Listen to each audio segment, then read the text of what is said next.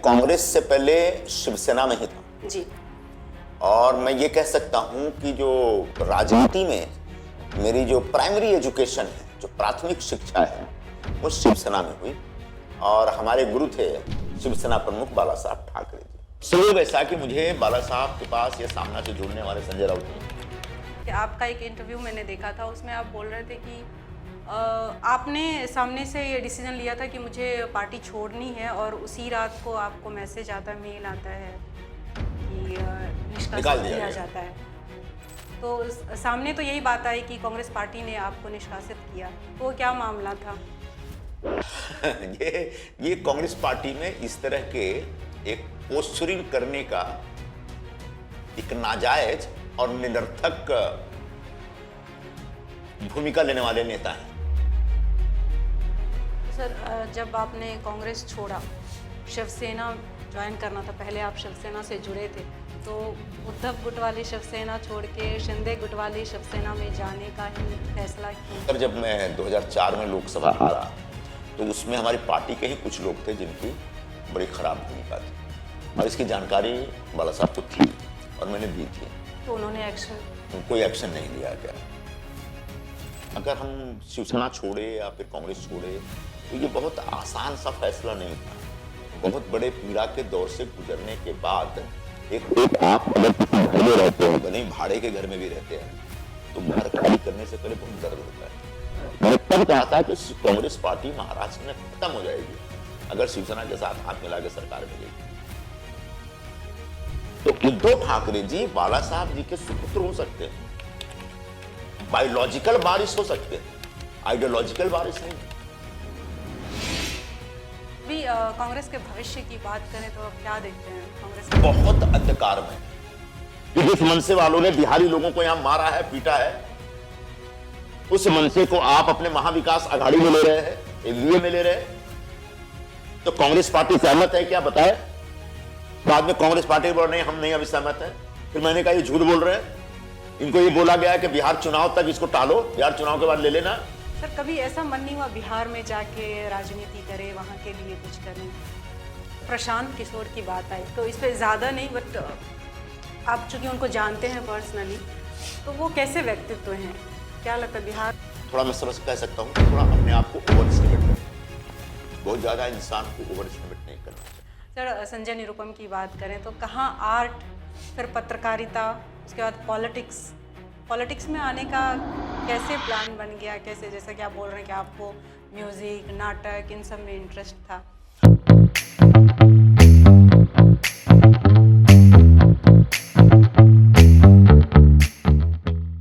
नमस्कार, आप देख रहे हैं ऑन टीवी ओपन टॉक। मैं हूं खुशबू सिंह और आज के इस एक्सक्लूसिव इंटरव्यू के एपिसोड में हमारे साथ मौजूद हैं महाराष्ट्र की राजनीति के बेबाक और चर्चित चेहरे संजय निरुपम जी। कांग्रेस से शिवसेना में आना एक बहुत बड़ा सुर्खियों का मुद्दा बना। आज उनसे इस बातचीत में हम जानेंगे राजनीति में उनके फैसलों के बारे में, कांग्रेस से निकलने की वजहों के बारे में, शिवसेना शिंदे गुट की शिवसेना में आकर नई पारी की रणनीति के बारे में, उनके विचारों के बारे में और कई अनछुए पहलुओं पर उनके बेबाक राय भी जानेंगे। तो चलिए मिलते हैं संजय निरुपम जी से। सर, बहुत बहुत स्वागत है आपका हमारे शो में। कैसे हैं सर आप? मैं ठीक हूँ, आप बताइए। सर, हम भी बहुत अच्छे हैं और आज आपसे मिलके बहुत अच्छा लग रहा है। अभी तक मैं आपसे एक बार, मैंने आपको बस दूर से देखा था, तब से मिलने की ख्वाहिश थी, आज जाके पूरी हुई। अच्छी बात है। सबसे पहले तो सर मैं ये जानना चाहूँगी कि इन कुछ सालों में आपके साथ काफ़ी कुछ हुआ, राजनीति में आपका एक पार्टी से दूसरे पार्टी में आना, विवादों में घिरना, तो इन सब सिचुएशन में आपने खुद को कैसे हैंडल किया? मानसिक तनाव भी काफ़ी झेला होगा, क्योंकि हमारे पॉडकास्ट का मेन मोटो होता है लोगों को प्रेरित करना, ये मोटिवेट करना हमारे गेस्ट के थ्रू कि बुरे से बुरे सिचुएशन में कैसे हैंडल करें खुद को और कैसे मानसिक तनाव में ना आते हुए भी दूसरों को भी प्रेरित करें। तो उस तनाव से सर कैसे आपने खुद को हैंडल किया, क्या सिचुएशंस थे? सबसे पहले मैं आपकी जानकारी दुरुस्त कर दूं, मैं कांग्रेस से पहले शिवसेना में ही था। जी। और मैं ये कह सकता हूं कि जो राजनीति में मेरी जो प्राइमरी एजुकेशन है, जो प्राथमिक शिक्षा है, वो शिवसेना में हुई। और हमारे गुरु थे शिवसेना प्रमुख बाला साहब ठाकरे जी। उनके हाथ के नीचे, उनके गाइडेंस में, उनके नेतृत्व में मैंने अपना एक राजनीतिक करियर शुरू किया था। लगभग 10-15 वर्षों तक शिवसेना से जुड़ा था। राज्यसभा के 2-2 बार सदस्य रहा था मैं। जी। किन्हीं वजहों से शिवसेना मुझे छोड़नी पड़ी और उसके बाद मैंने कांग्रेस ज्वाइन की थी। लगभग 19 वर्षों तक हम कांग्रेस में काम करते रहे। जब मैं कांग्रेस में आया तो बड़े पैमाने पर लोगों का विरोध भी था, स्थानीय स्तर पर विरोध था। जो मेरी प्रतिभा थी, जो मेरे पास जो कॉम्पिटेंट था, मेरे पास कॉम्पिटेंस, उसका जो मान सम्मान होना चाहिए, बहुत जल्दी मुझे नहीं मिला। लेकिन मैं यहाँ पे कह सकता हूँ कि जब लोकसभा का चुनाव आया, मैं आपकी जानकारी के बता दूं, 2004 में मैं राज्यसभा का सदस्य रहते हुए शिवसेना और भारतीय जनता पार्टी का उम्मीदवार था उत्तर पश्चिम लोकसभा क्षेत्र में। और यह बाला साहब जी का आदेश था कि आपको चुनाव लड़ना है लोकसभा का। और वो चुनाव उस समय के एक बहुत ही लोकप्रिय नेता थे कांग्रेस के, और बहुत ताकतवर नेता थे, बड़ा आधार वाले नेता थे। वो नेता थे सुनील दत्त साहब। उनके खिलाफ चुनाव लड़ने के लिए कहा गया था। मैं पहले डर गया था। दत्त साहब का जो स्टेचर बहुत बड़ा है और मैं एकदम यंग था उस समय। लेकिन बाला साहब जी का आदेश था कि आप के बारे में हमारे पास एक सर्वे है कि आप अच्छे से लड़ सकते हैं और जीत भी सकते हैं। बहुत मेहनत की हमने। और उसके बाद जो दत्त साहब लगभग 2.5 लाख 3 लाख मतों से जीता करते थे, वो महज 50,000 के अंदर वोटों से जीते। और किन्हीं वजहों से जो हमारे अपने लोग थे शिवसेना के अंदर, उनकी ही वजहों से हमारे कुछ वोट घट गए, जिसकी वजह से मुझे हारना पड़ना। मतलब वो अदरवाइज में वो चुनाव जीतता और एक बहुत बड़ी ऐतिहासिक घटना होती। ठीक है, नसीब में नहीं था उस समय चुनाव जीतना। फिर और भी कई वजहें थी जिसकी वजह से शिवसेना छोड़नी पड़ी मुझे और उसके बाद कांग्रेस में आया। और 2009 में जो अगली लोकसभा का इलेक्शन आता है 5 साल बाद, उस समय मुझे, जब मैं कांग्रेस में आया था तो मैंने कहा था कि मुझे और कुछ नहीं चाहिए, अगली लोकसभा का इलेक्शन मुझे मेरी सीट से लड़ा दीजिएगा, जो उत्तर पश्चिम से। दुर्भाग्यवश जब तक 2009 आया तब तक सुनील दत्त साहब नहीं रहे। वो राजनीति से और इस दुनिया से चले गए थे और चुनाव क्षेत्र भी 2 हिस्से में बट गया था, डिलिमिटेशन हो गया था। और डिलिमिटेशन के बाद उत्तर पश्चिम जो क्षेत्र था वो अंधेरी से गोरेगांव के बीच हो गया था। और जो पहले बांद्रा से अंधेरी तक था तो बांद्रा वाली सीट अलग हो गई थी, उत्तर मध्य हो गया था। मैं अपनी सीट मांग रहा था, लेकिन कांग्रेस के कुछ बड़े लोगों ने एक जिद करके मुझे उत्तर मुंबई भेज दिया, जहां उस समय गोविंदा जी गोविंदा जी के खिलाफ थे। और राम नाईक जैसे स्टॉलवर्ट वहां पर कई बार वहां से चुन के जा चुके थे और वहां से मुझे चुनाव लड़ने के लिए कांग्रेस पार्टी ने भेजा। मुझे बड़ा अच्छा नहीं लगा। जिस क्षेत्र में दिन रात काम करता हूं उस क्षेत्र से मुझे मौका देना चाहिए। लेकिन उधर चेंबूर की तरफ के एक नेता थे गुरदास कामत जी, जो हमारे बीच अब नहीं रहे। उनकी जिद थी कि वे यहाँ से लड़ें और पार्टी ने उनको दिया। वो सीनियर थे इसलिए उनको प्राथमिकता दी गई और मुझे वहाँ भेजा गया। और वो एक ऐसी सीट थी जहाँ पर बीजेपी बार बार जीतती रही है, कांग्रेस कभी जीतती नहीं थी। वो तो गोविंदा का अपना एक करिश्मा था, फिल्मी करिश्मा था, जिसकी वजह से राम स्टारडम था लोगों के, उसकी वजह से वो हार गए थे राम नाईक। वरना जो माहौल था उसमें लग नहीं रहा था। कई लोगों ने मुझे बताया कि आप चुनाव हार जाएं इसके लिए आपको वहां भेजा गया है, तो आप इससे बेहतर आप चुनाव ना लड़ें। तो मैंने कहा देखो, गिरते हैं सहसहा जो मैदान जंग में तो उतरना पड़ेगा, हार और जीत तो ऊपर वाला तय करता है। और जब पार्टी कह रही है कि आपको वहीं से लड़ना है तो उतर जाते हैं। और उसके बाद नसीब ने साथ दिया और वो चुनाव हम जीत गए। राम भाव को दोबारा हारना पड़ा। तो सर शुरुआत में ही, मतलब जब दूसरे ने कहा कि पार्टी चाहती है कि आप हार जाएं, इसके लिए आपको, ऐसे बहुत सारे पार्टी के अंदर के लोग थे जो मेरे खिलाफ जो कॉन्स्पिरेसी करते रहते थे, लेकिन मैं उसकी परवाह नहीं करता था, चुपचाप काम करता रहता था। और जो दिल्ली का जो शीर्ष नेतृत्व था उसके दिमाग में बात डाल दी गई कि भाई संजय निरुपम उत्तर मुंबई से अच्छे कैंडिडेट हो सकते हैं, यहाँ से बेहतर हो सकते हैं। ओके। यहाँ तो है, लेकिन वहां पर आपके पास और कोई कैंडिडेट नहीं है। गोविंदा के पास अगर कोई बढ़िया से लड़ सकता है तो संजय निरुपम लड़ सकते हो, तो उनको तो इस तरह से एक चश्मा पहना करके मुझे बलि का बकरा बनाने के लिए भेजा गया। लेकिन सब कुछ ठीक रहा, चुनाव जीत गए। और रामदेव का भी स्टेचर बहुत बड़ा है, बहुत बड़े नेता रहे हैं वो, लेकिन उनको दोबारा हारना पड़ा।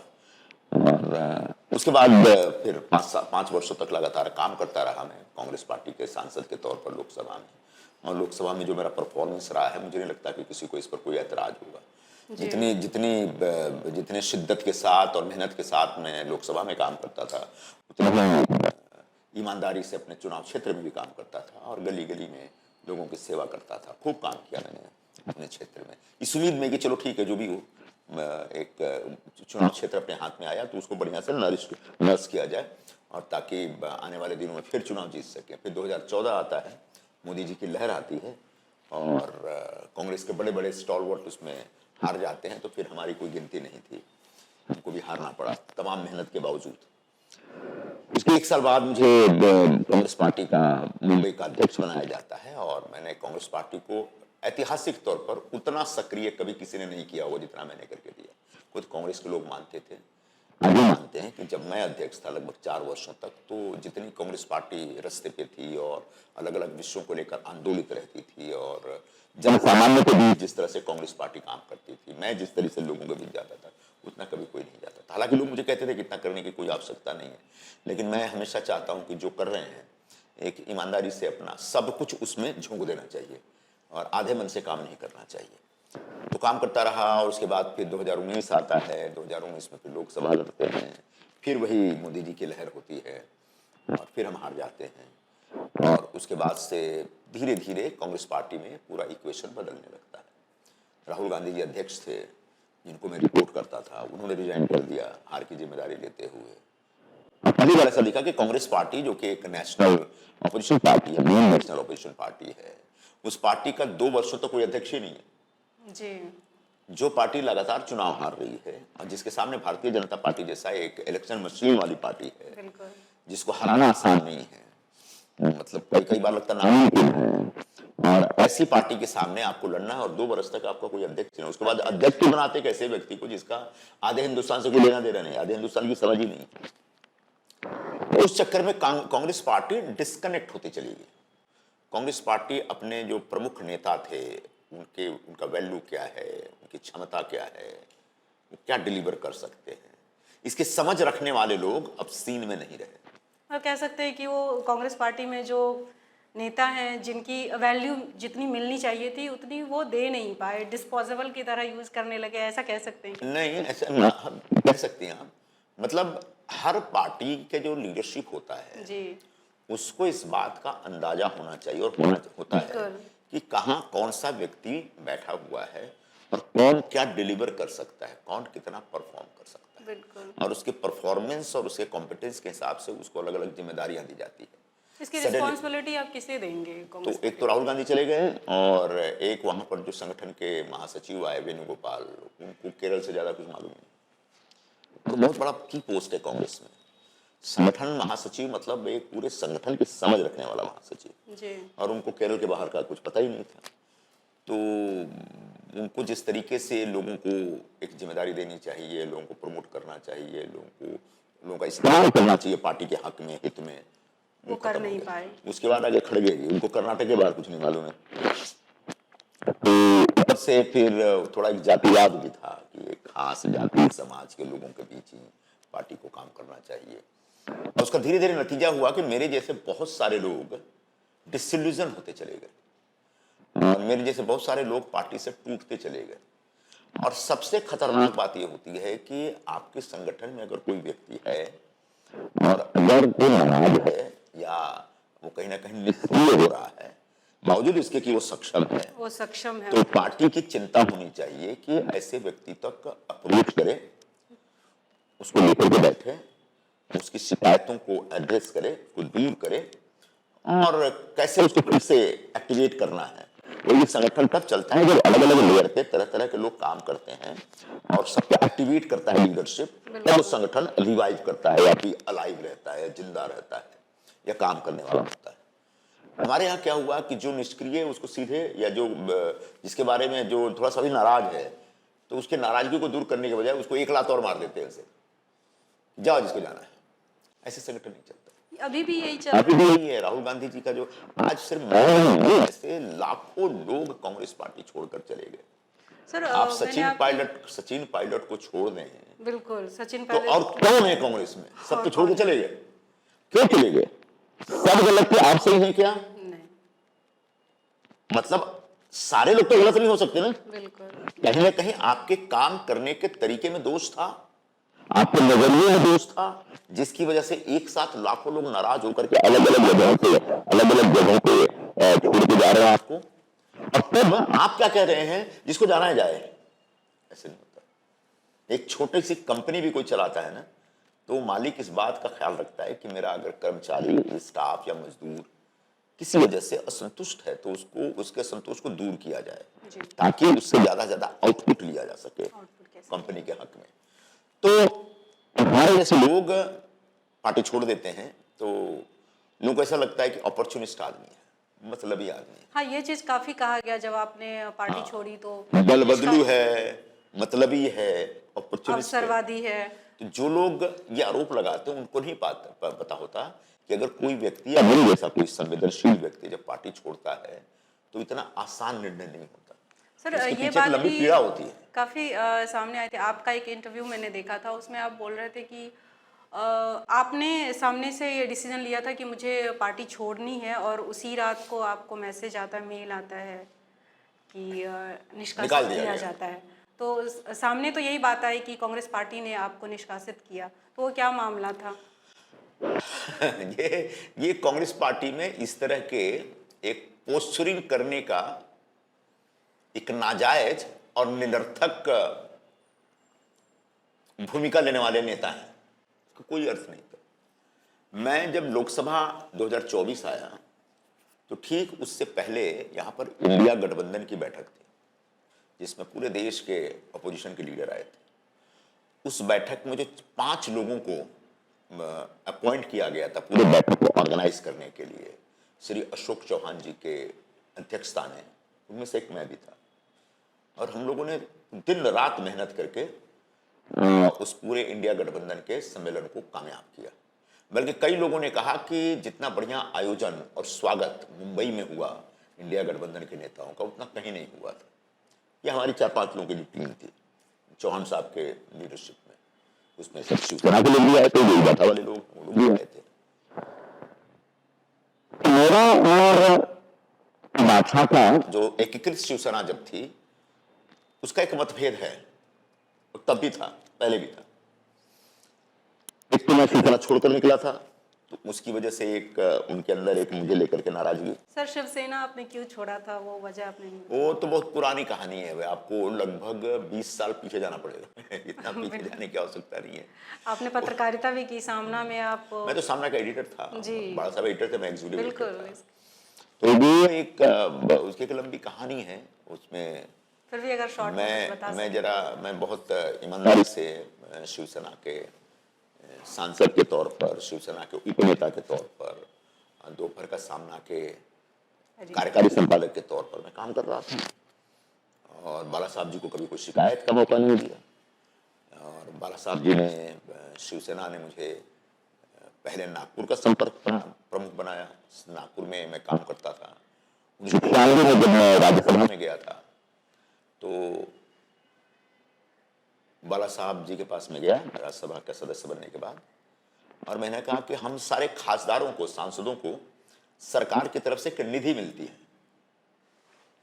और ये जो निधि मुझे मिली है ये 50 लाख की निधि है। और ये निधि मेरी नहीं है, ये पार्टी की निधि है, क्योंकि पार्टी ने मुझे एमपी बनाया। और मेरे पास कोई चुनाव क्षेत्र नहीं है। जो लोकसभा के सदस्य होते हैं उनका चुनाव क्षेत्र होता है, तो उनके ऊपर एक अपनी ऑब्लिगेशन अपना होता है कि उस पैसे का इस्तेमाल चुनाव क्षेत्र में होना है। राज्यसभा का खासदार पूरे प्रदेश में कहीं भी कर सकता है। तो मैंने कहा कि ये मेरा कोई चुनाव क्षेत्र नहीं है। आपने मुझ पर कृपा की, मुझे राज्यसभा में भेजा, मुझे योग्य समझा, इस लायक समझा, और अब जो फंड मिला है वो राज्यसभा के खासदार को मिला, जो शिवसेना का खासदार है।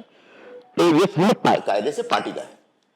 तो मैंने कहा कि ये 50 लाख का फंड हमको मिलेगा, मतलब मुझे सिर्फ साइन कर, मेरे पास पैसा नहीं आता है, एज एमपी मुझे साइन करना होता है।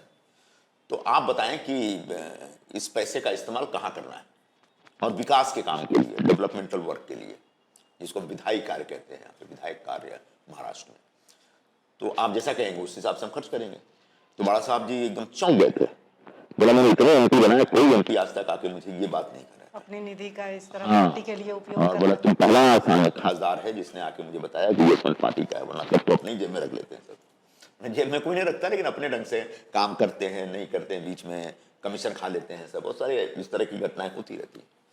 तो मैंने कहा आप तय करें। तो उन्होंने कहा कि हमारा नागपुर का जो ग्रामीण क्षेत्र की जो लोकसभा है रामटेक, वह क्षेत्र ऐसा है जहां पर अभी अभी लोकसभा चुनाव में शिवसेना का उम्मीदवार सिर्फ 19,000 वोटों से हारा है।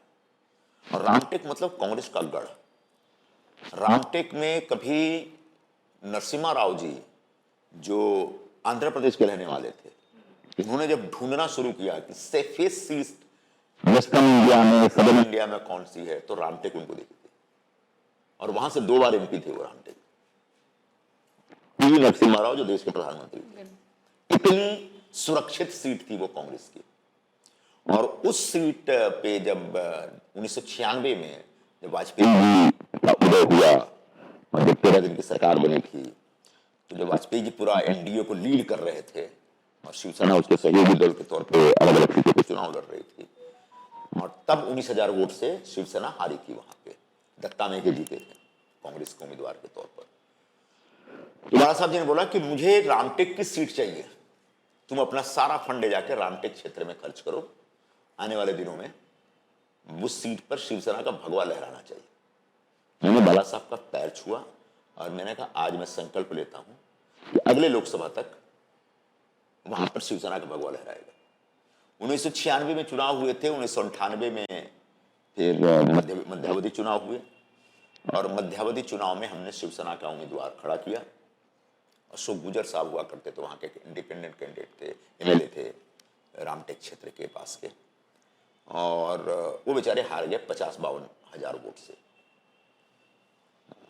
मतलब 1996 के एंड में शुरू किया, लेकिन 1-1.25 साल में हम जीत नहीं पाए।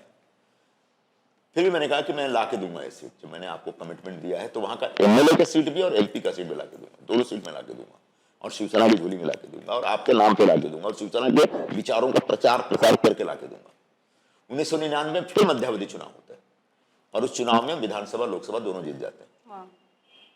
हमने अपना पहली बार रामटेक में शिवसेना का एक एमपी चुन के आता है, पहली बार रामटेक से शिवसेना का एमएलए चुन के आता है, और एमएलए तो आज भी चुन के आ रहा है, आज भी वहां से शिवसेना का एमएलए वही आदमी है, वही व्यक्ति जिसको मैं टिकट दिया था, लगातार वो लगातार चुन के आ रहा है। बीच में एक बार हार गया, तो अभी तो मंत्री है हमारे। तो इस तरीके से मैं शिवसेना का काम कर रहा था, ईमानदारी से, पूरी निष्ठा के साथ। धीरे धीरे बाला साहब ने मुझे पूरे विदर्भ का जो नागपुर वाला डिवीजन है उसका काम दे दिया, वर्धा, यवतमाल, इधर जाने लगा मैं, उधर भंडारा, चंद्रपुर, अलग अलग क्षेत्रों में जाकर के एकदम ग्रास रूट पे उतर करके मैं एक संगठन का काम कर रहा था। मेरे तैयार किए हुए कार्यकर्ता आज भी उस जोन में आपको मिलेंगे। उस एरिया में आप जाएंगे तो बताएंगे लोग कि हम सबसे पहले शिवसेना से जुड़े ही संजय निरुपम की वजह से वो लेके आए। तो इस तरीके से हम काम कर रहे थे, और किसी बात की कोई तकलीफ नहीं थी, और बाला साहब बहुत खुश रहते थे, और मैं एकदम जोश में, उत्साह में पार्लियामेंट से लेकर के पार्लियामेंट के बाहर सड़क तक उतर करके संगठन का भी काम करता था, संसद में भी काम करता था। कुछ ऐसे अलग अलग इश्यूज थे जिन इश्यूज के ऊपर मतभेद होने लगे, खासकर जो हमारे सहयोगी दल थे उन दलों के लोगों को ऐतराज होने लगा, और एक बार ऐतराज ऐसा बढ़ गया कि मुझे लगा कि अब इस रिश्ते को आगे नहीं बढ़ाया जा सकता। खासकर जब मैं 2004 में लोकसभा हारा, तो उसमें हमारी पार्टी के ही कुछ लोग थे जिनकी बड़ी खराब भूमिका थी, और इसकी जानकारी बाला साहब को थी और मैंने दी थी।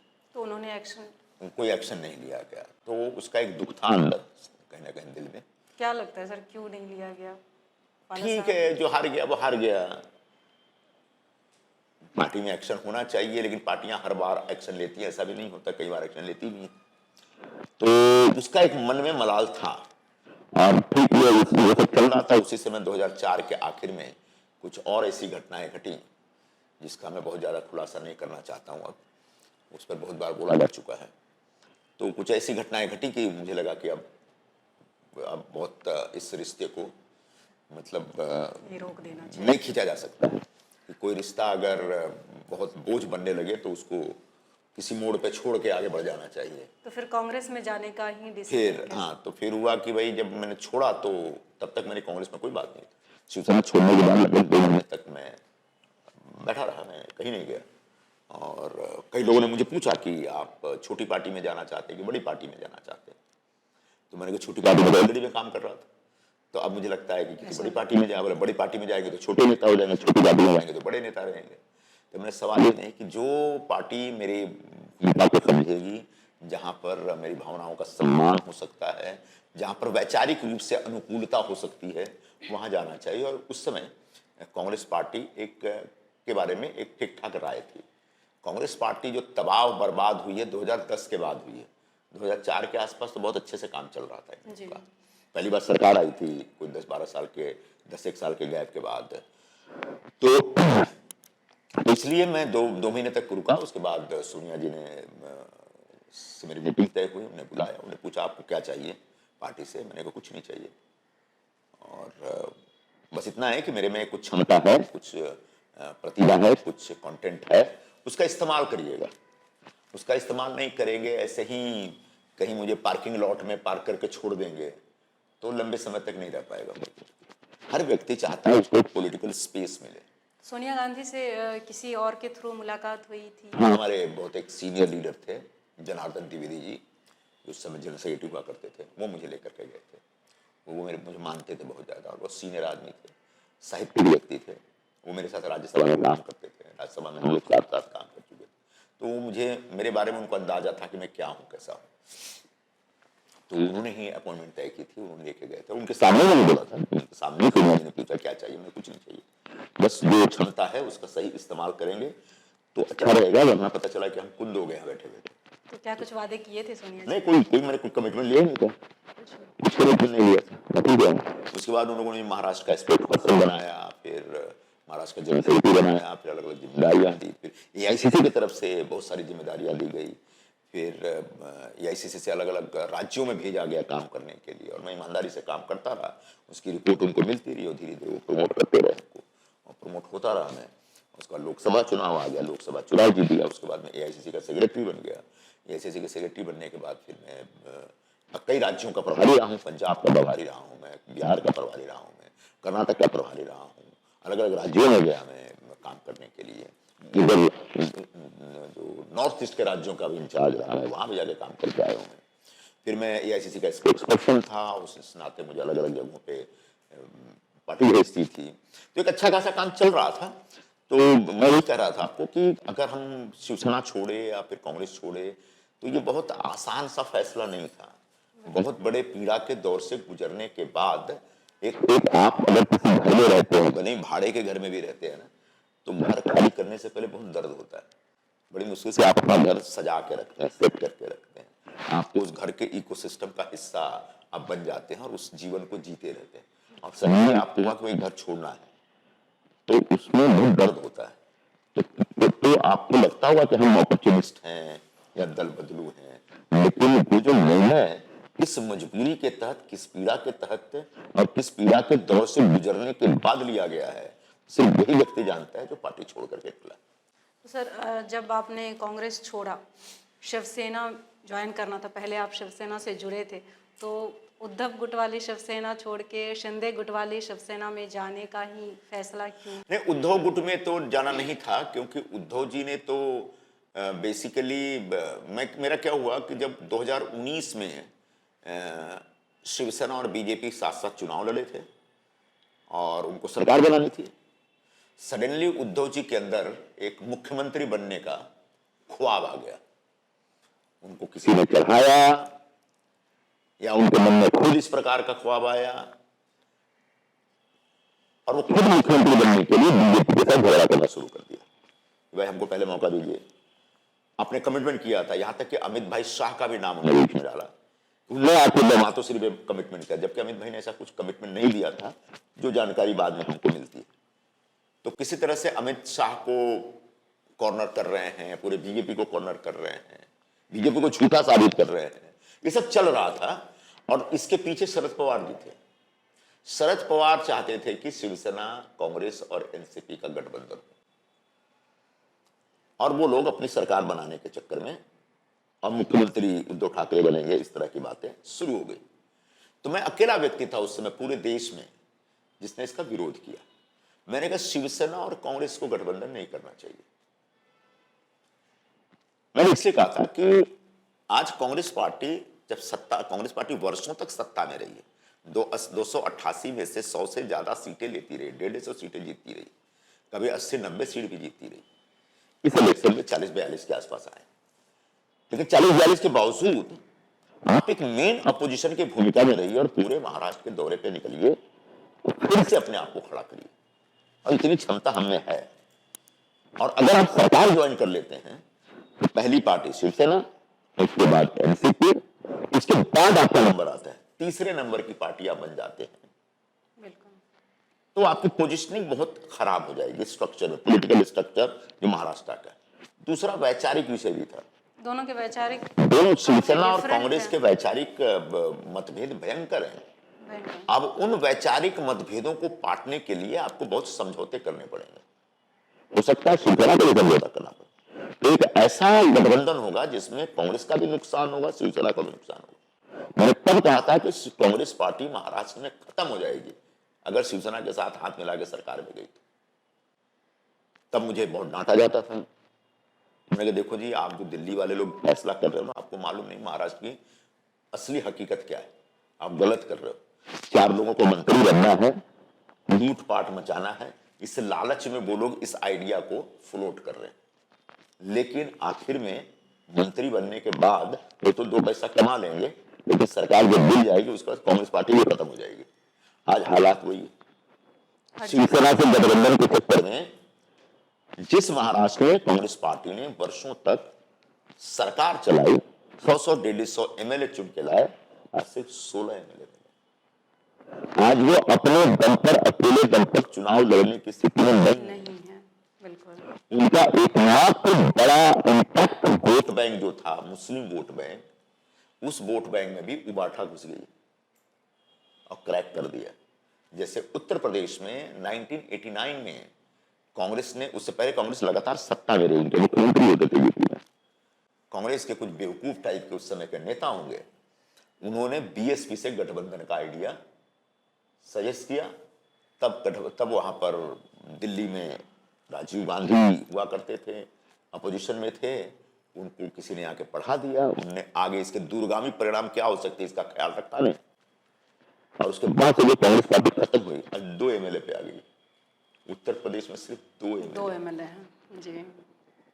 क्या बोल के वो वापस बुला रहे थे? नहीं, मतलब मुझे चाहिए संजय निरुपम जैसा व्यक्ति वापस शिवसेना में चाहिए, और मेरा बहुत अच्छा सहयोगी था, किसी वजह से नाराज होकर चला गया। ठीक है, उनकी एक अपनी सोच थी, मैं उस सोच का सम्मान करता हूँ, उसका अपमान नहीं कर रहा हूँ मैं, लेकिन ये नहीं तब मुझे कहा था। फिर मैंने कहा कि मैं नहीं जा पाऊंगा, और उसके बाद फिर मैं कांग्रेस में रहा, और फिर चुनाव ना होता है, 2009 का चुनाव होता है। तो उद्धव ठाकरे जो पहले चाहते थे, बाद में से नाराज हो गए, बाद में 2019 में कुछ बार विरोध किया, नहीं तो गलत हो रहा है, और जब उद्धव ठाकरे चीफ मिनिस्टर बने तो मैंने बोला ये उधार का सिंदूर लेकर के सौभाग्यवती बन गए। इनकी अपनी क्या ताकत है? ये कांग्रेस और एनसीपी के सपोर्ट बना करके आप सरकार चला रहे, कितनी भी सरकार चलेगी। मैंने तब बोला था कि ये 6 महीने ज्यादा नहीं चलेगी सरकार, और 2.5 साल चली, 2.5 साल में 2 साल कोविड था, 6 महीने चली, 2.5 साल में सरकार चलेगी। तो क्योंकि वो बेमेल शादी थी, वो गठबंधन टिकने वाला नहीं था, बस किसी तरह से बीजेपी को सत्ता से दूर रखना है, इस चक्कर में इन्हें हाथ मिला। और ये सारी जो खुरापात थी वो शरद पवार जी की थी, और इस चक्कर में कांग्रेस वाले समझे नहीं, शरद पवार की इस पूरी पॉलिटिक्स के चक्कर में कांग्रेस पार्टी निगट गई।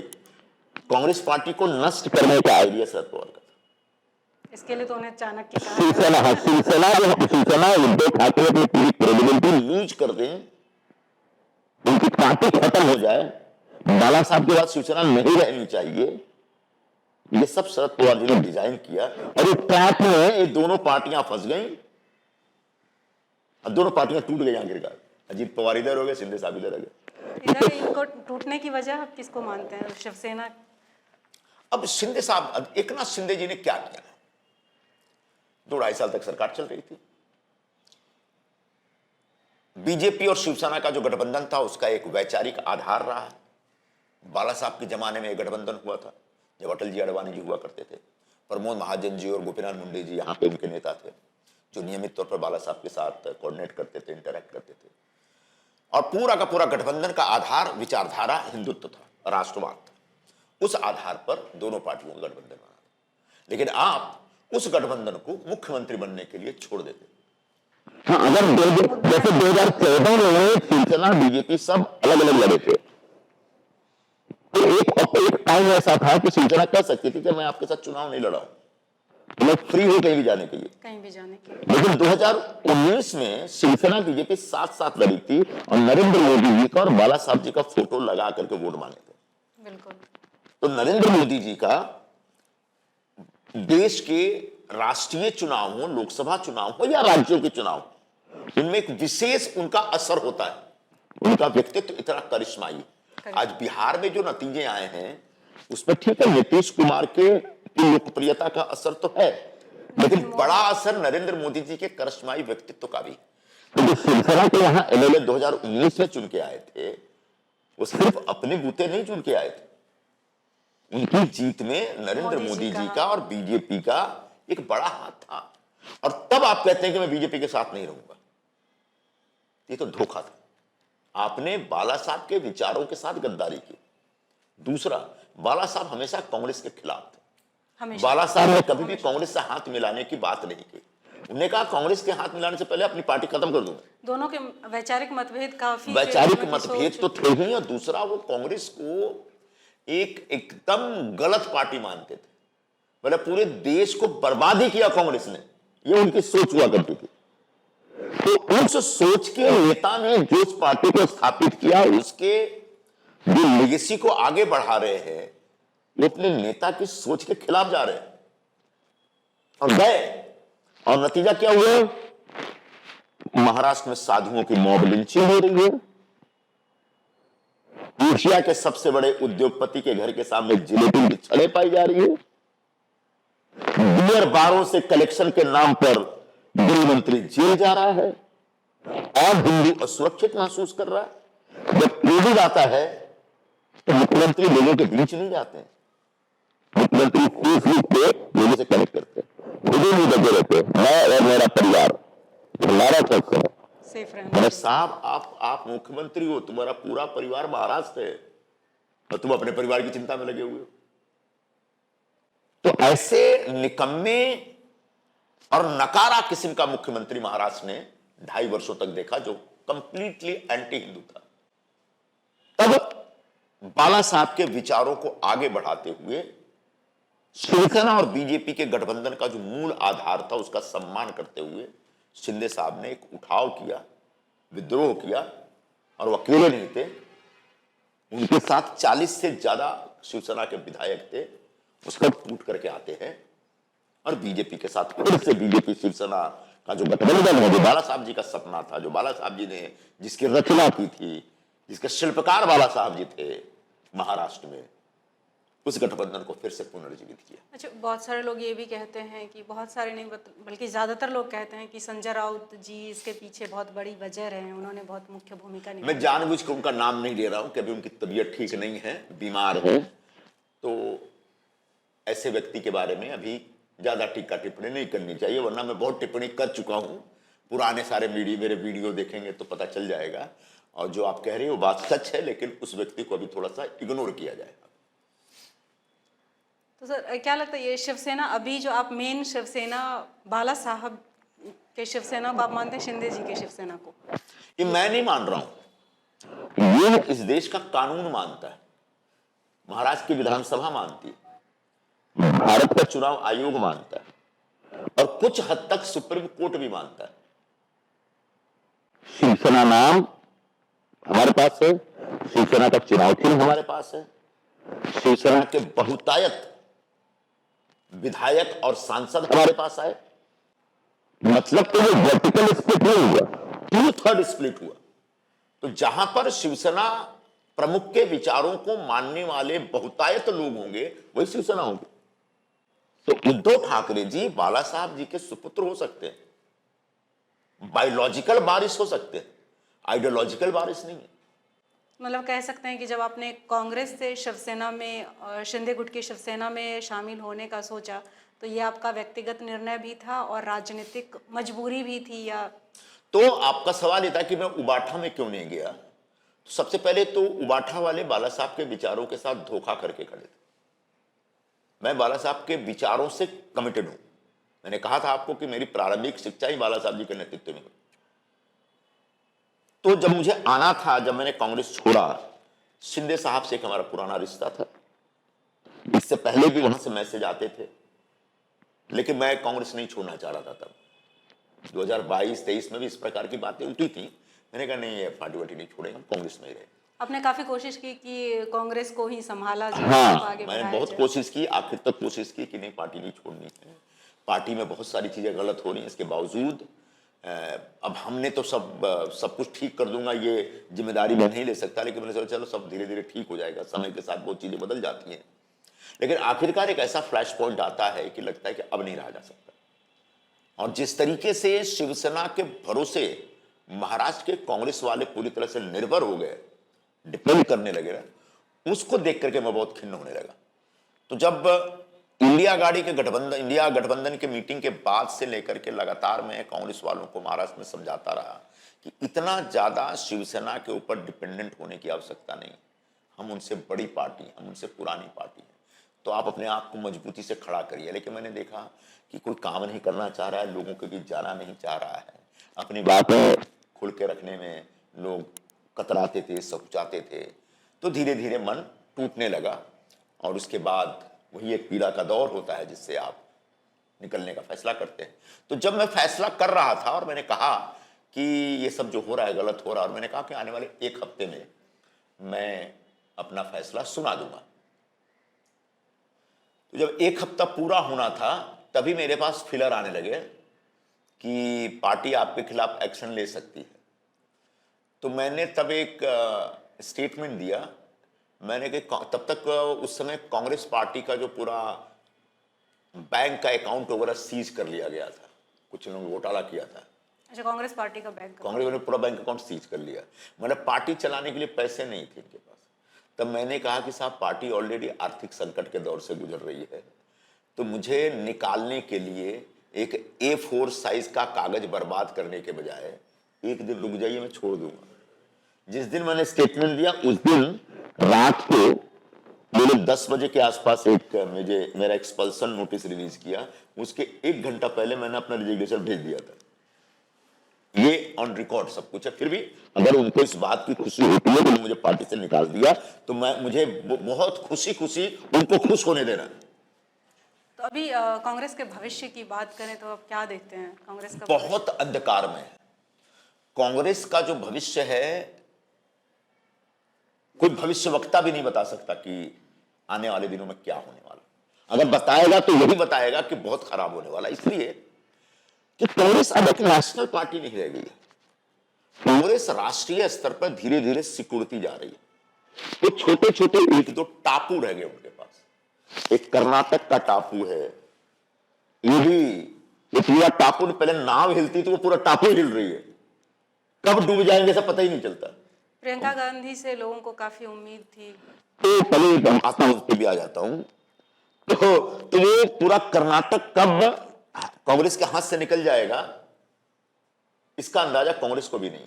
मुख्यमंत्री पद के लिए जिस तरीके से सड़क पर उतर करके 2 प्रमुख नेता आपस में लड़ रहे हैं, और उसके बाद दिखावे के लिए साथ में ब्रेकफास्ट ले रहे हैं, लंच ले रहे हैं, शिव कुमार तलवार को निकाल के घूम रहे हो, जैसे बड़े वयोवृद्ध नेता सिद्धारमैया जी अपनी तलवार निकाल के। ये तरीका नहीं है एनी में। तो एक टापू वो है, दूसरा टापू हिमाचल है, इस बार हाथ से चला जाएगा। तीसरा नया टापू उनके पास आया है तेलंगाना। वो अभी तक ठीक ठाक कंडीशन में है, अभी मैं नहीं कह सकता कि वो डगमगा रहा है। बस 3 टापू उनके पास है। आने वाले दिनों में अगर ईमानदारी से बढ़िया से काम करेंगे तो शायद पंजाब में सरकार बन सकती है, अगर बढ़िया से लड़े, मिलजुल करके लड़े। तो वो सिर्फ इसलिए क्योंकि वहां बीजेपी एकदम कमजोर पार्टी है। अकाली दल के साथ उनका गठबंधन नहीं है। आम आदमी पार्टी के खिलाफ धीरे धीरे एक जनमानस तैयार हो रहा है। बाकी कहीं आने की कोई गुंजाइश नहीं है। कर्नाटक में आते थे, वहां पर एंटी इनकम्बेंसी वोट पड़ता था, पहली बार लेफ्ट वहां रिपीट हुई है। तमिलनाडु में किसी के सहारे, किसी के बैसाखी के सहारे खड़े हैं। बिहार में जिसको बैसाखी बनाया उसी को डुबा दिया। बिहार की उत्तर बात, प्रदेश में बैसाखी की तलाश में लगे हैं। समाजवादी पार्टी बोलते रहेंगे नहीं रहेंगे, रहेंगे नहीं रहेंगे, साथ में नहीं, मध्य प्रदेश खत्म। तो हर जगह इनके हालात बहुत खराब है। बिहार की बात आपने सर की, तो महाराष्ट्र में जिस तरह से उद्धव ठाकरे के साथ, शिवसेना के साथ उनका गठबंधन, और बीच में उद्धव ठाकरे से राज ठाकरे का भी मिलना हुआ, उनके साथ गठबंधन की बात चली, तो बिहार इलेक्शन में क्या लगता है कांग्रेस का उसमें कुछ माइनस पॉइंट हुआ, क्योंकि उत्तर भारतीयों के खिलाफ यहाँ पर? वही एक कारण नहीं है, ऐसे बहुत सारे कारण थे। सबसे बड़ा कारण तो यह था कि कांग्रेस पार्टी ने जो दो मुद्दे खड़े किए, शिक्षा और स्वास्थ्य के अलावा, वो दोनों मुद्दे इनके खिलाफ गए। पहला मुद्दा वोट चोरी का खड़ेगा, वोट अधिकार यात्रा निकाला हुआ, और उसी बिहार ने इनको रिजेक्ट कर दिया। क्यों? क्योंकि वोट चोरी कोई मुद्दा ही नहीं है। आप एक तरफ कहते हैं मतदाता सूचियों में गड़बड़ है, इसमें फर्जी वोट है, और इन फर्जी मतदाताओं के माध्यम से बीजेपी वोटों को मैनिपुलेट कर रही है, इलेक्शन को मैनिपुलेट कर रही है। ये कहा ना आपने, वही श्रीवास्तव जी थे जिनका नाम बताया राहुल गांधी ने अपने पावर पॉइंट प्रेजेंटेशन में, और उन्होंने कहा कि देखिए साहब, ये इनका नाम गोरखपुर में है या लखनऊ में है, इनका नाम मुंबई में भी है, मुंबई में है, इनका नाम बेंगलोर में भी है, और पूरे जगह बीजेपी को वोट देता है, जहां वोट होता है वहां जाके डाल आता है। वोट चोरी का जो पहला आरोप लगा है, उसका उदाहरण या सबूत आपने ये दिया। वो श्रीवास्तव जी निकल के आ गए कि हाँ साहब, मैं श्रीवास्तव में लखनऊ का हूं, मैं जब लखनऊ में रहता था तो मैं वोट डालता था और बीजेपी को वोट डालता था। उसके बाद मैंने लखनऊ छोड़ दिया, मुंबई में 5 साल रहा, तो जाहिर है मैं अपना नाम वहां पर नहीं ढूंढता रहता हूं। तो वहां पर मैं वोटिंग का टाइम आया तो मैं जागरूक नागरिक हूं, मैंने वोट डाला और बीजेपी को वोट डाला। तो मैंने उसके बाद मैंने मुंबई छोड़ के बेंगलोर शिफ्ट हो गया, आके मैं बेंगलोर में रहता हूं, तो मैं जागरूक व्यक्ति, मैंने यहां अपना नाम एनरोल कराया, यहां वोट डालता हूं मैं। लेकिन एट ए टाइम हर इलेक्शन में, लेकिन जैसे मैंने यहां वोट डाला उसके बाद मैं बाकी जगह वोट डालने नहीं जा रहा हूं, जो राहुल गांधी को चैलेंज किया। तो वोट चोरी के जो आप आरोप लगा रहे हैं, उन आरोपों के लिए जो सबूत हैं वो सब बेकार साबित हो रहे हैं। दूसरा, एक तरफ आप कहते हैं कि वोट चोरी हो रही है, मतदाता सूचियों में गड़बड़ी है, और ठीक इसी पर दुरुस्त करने के लिए जब चुनाव आयोग एसआईआर की प्रक्रिया लागू करती है तो आप उसका भी विरोध करते हैं। चुनाव आयोग क्या कह रहा है? मैं मतदाता सूचियों का शुद्धिकरण करना है। अब बाद में निकल के आता है कि 67 लाख ऐसे वोटर थे बिहार में जो फर्जी थे, या तो अवैध नागरिक थे, या वो बिहार में रहते नहीं, मेरे जैसा व्यक्ति जो अब मुंबई में रहता है लेकिन उसका नाम भी उधर है, या ऐसे लोग जो मर चुके हैं, आज भी उनका नाम वोटर लिस्ट पर, उनके नाम पे लोग वोट डाल रहे हैं। तो आप दिल्ली में वोट चोरी के मुद्दे पर मतदाता सूचियों की गड़बड़ियां हाईलाइट करते हैं, और बिहार में जब वो मतदाता सूचियों की गड़बड़ियों को दूर करने का अभियान शुरू होता है उसका विरोध करते हैं। तो पूरा बिहार का मतदाता कंफ्यूज था। आगे बताता हूं आपको, अगर मान लीजिए वोट चोरी हुआ और किसी को बताया कि तुम्हारा वोट चोरी हो गया, इस देश में हर आदमी पूरे जागरूकता के साथ पोलिंग के दिन वोट डालने नहीं जाता। आधी डेमोक्रेसी फेल है इंडिया में, 50% 60% वोटिंग होती है, बाकी तो वोट नहीं डालते ही नहीं। वोट डालने के दिन वो चले जाते लोनावाला। तो अगर किसी को बताया तुम्हारा वोट चोरी होगा, वोट नहीं डालेगा, मतलब बहुत खुशी की बात है, मैं चला। और जिसका वोट चोरी नहीं हुआ है, जो वोट डालने जा रहा है, उसको कोई फर्क नहीं पड़ता, अगर पड़ोसी का वोट चोरी, उसकी प्रॉब्लम है, मेरा तो नाम है वोटर लिस्ट में, मैं जागरूक आदमी वोट डालने जा रहा हूं। तो वोट चोरी का मुद्दा कहीं से इंपैक्ट नहीं छोड़ पाया, बल्कि बूमरैंग कर गया। और दूसरा मुद्दा अपोजिशन ने उठाया था पलायन का। पलायन रोक देंगे। क्यों रोक देंगे भाई? बिहार से जो लोग गांव घर छोड़ करके दिल्ली, मुंबई, कलकत्ता या बेंगलोर जाते हैं, कोई मजबूरी में थोड़ी जाते हैं, कुछ एक लोग मजबूरी में जाते होंगे, लेकिन बेसिकली बिहारी आदमी एस्पिरेशनल होता है, उसकी अपनी महत्वाकांक्षा होती है। वो अपनी महत्वाकांक्षा की पूर्ति करने के लिए पटना छोड़ के, बक्सर छोड़ के, मुजफ्फरपुर छोड़ के दिल्ली मुंबई जाता है, अपना करियर बनाता है, आप उसको बोलते करिए तुमको लोग जाने जाने दोगलियां रखेंगे। अच्छा, अगर बिहार पिछड़ा है, गरीब प्रदेश है, भुखमरी का शिकार है, इसलिए पलायन हो रहा है, तो पंजाब से क्यों पलायन होता है? पंजाब के हर घर का आदमी कनाडा में क्यों है, वही अमेरिका में क्यों है?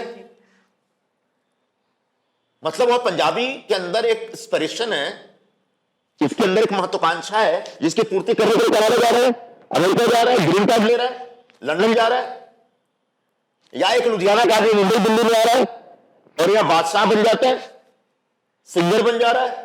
वो धर्मेंद्र आए थे सहनावाल से, तो वो मजबूरी के तहत आए थे, अपना एस्पिरेशन लेके आए थे, देश पलायन का। केरल का पिछड़ा देश है क्या, पिछड़ा प्रदेश है क्या? केरल पे हर घर का एक आदमी गल्फ में रहता है, किसी मजबूरी में जाता है क्या वो? बिहार में जैसे लोग बाहर आए हैं, 25,000 करोड़ रुपए हर साल बिहार भेजते हैं, बिहार की इकोनॉमी में इतना बड़ा सपोर्ट देते हैं। वैसे ही केरल से और पंजाब से जो लोग गए हैं, जो रिमिटेंस आता है, फॉरेन रिमिटेंस 7 लाख करोड़ रुपए आता है इंडिया में। तो वो जो बाहर गए हैं किसी मजबूरी के तहत रह गए और वहां जाके कोई लाइबिलिटी नहीं है, बल्कि भारत की इकोनॉमी में वो कंट्रीब्यूट कर रहे हैं। वैसे ही बिहार की इकोनॉमी में बिहार से जो पलायन होकर लोग गए हैं वो कंट्रीब्यूट कर रहे हैं, और उनको आप बोल रहे हैं पलायन नहीं होने देंगे। किसी ने आपके इस आइडिया को दाई नहीं किया, तो वो मुद्दा भी ले रहे होंगे। बाकी उनके आपस के झगड़े थे, जो मोदी जी ने कहा था कि कनपट्टी पे कट्टा लगा करके बोला मुख्यमंत्री का नाम अनाउंस करो, और कांग्रेस झुक गई। तो आरजेडी और कांग्रेस में एक अपना झगड़ा था, 13 सीटों पे तो आमने सामने लड़ रहे थे। तो आपने पूछा कि क्यों हारी कांग्रेस, क्या? तो उनके मुद्दे खराब थे। सामने बीजेपी एक वेल कोऑर्डिनेटेड मशीन की तरह काम कर रही है।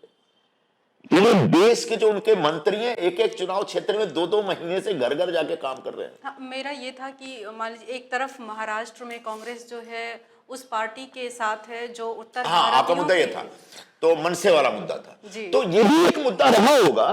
ठीक उसी समय मनसे और शिवसेना का अलायंस होता है, गठबंधन की बात शुरू होती है। मैं पहला व्यक्ति था जिसने शोर मचाया कि जिस मनसे वालों ने बिहारी लोगों को यहां मारा है, पीटा है, उस मनसे को आप अपने महाविकास अघाड़ी में ले रहे हैं, एनडीए में ले रहे हैं। तो कांग्रेस पार्टी सहमत है क्या, बताए? बाद में कांग्रेस पार्टी बोल रहे हैं हम नहीं अभी सहमत है। फिर मैंने कहा ये झूठ बोल रहे हैं, इनको ये बोला गया है कि बिहार चुनाव तक इसको टालो, बिहार चुनाव के बाद ले लेना। बाद में कांग्रेस के लोग बाहर निकलते हैं कि नहीं, हमको मनसे से अलायंस ही नहीं करना है। तो वो विषय भी एक बड़ा मुद्दा था जो कहीं ना कहीं थोड़ा बहुत इंपैक्ट छोड़ गया होगा, लेकिन वही एक कारण नहीं था, और भी बहुत सारे कारण, और भी कई कारण थे। और महाराष्ट्र में मनसे की स्थिति की बात करें तो देखो, मनसे वाले 24 घंटे एक ही मुद्दा लेके खड़े। महाराष्ट्र में मराठी भाषा का सम्मान होना चाहिए, इस पे कोई मतभेद ही नहीं है।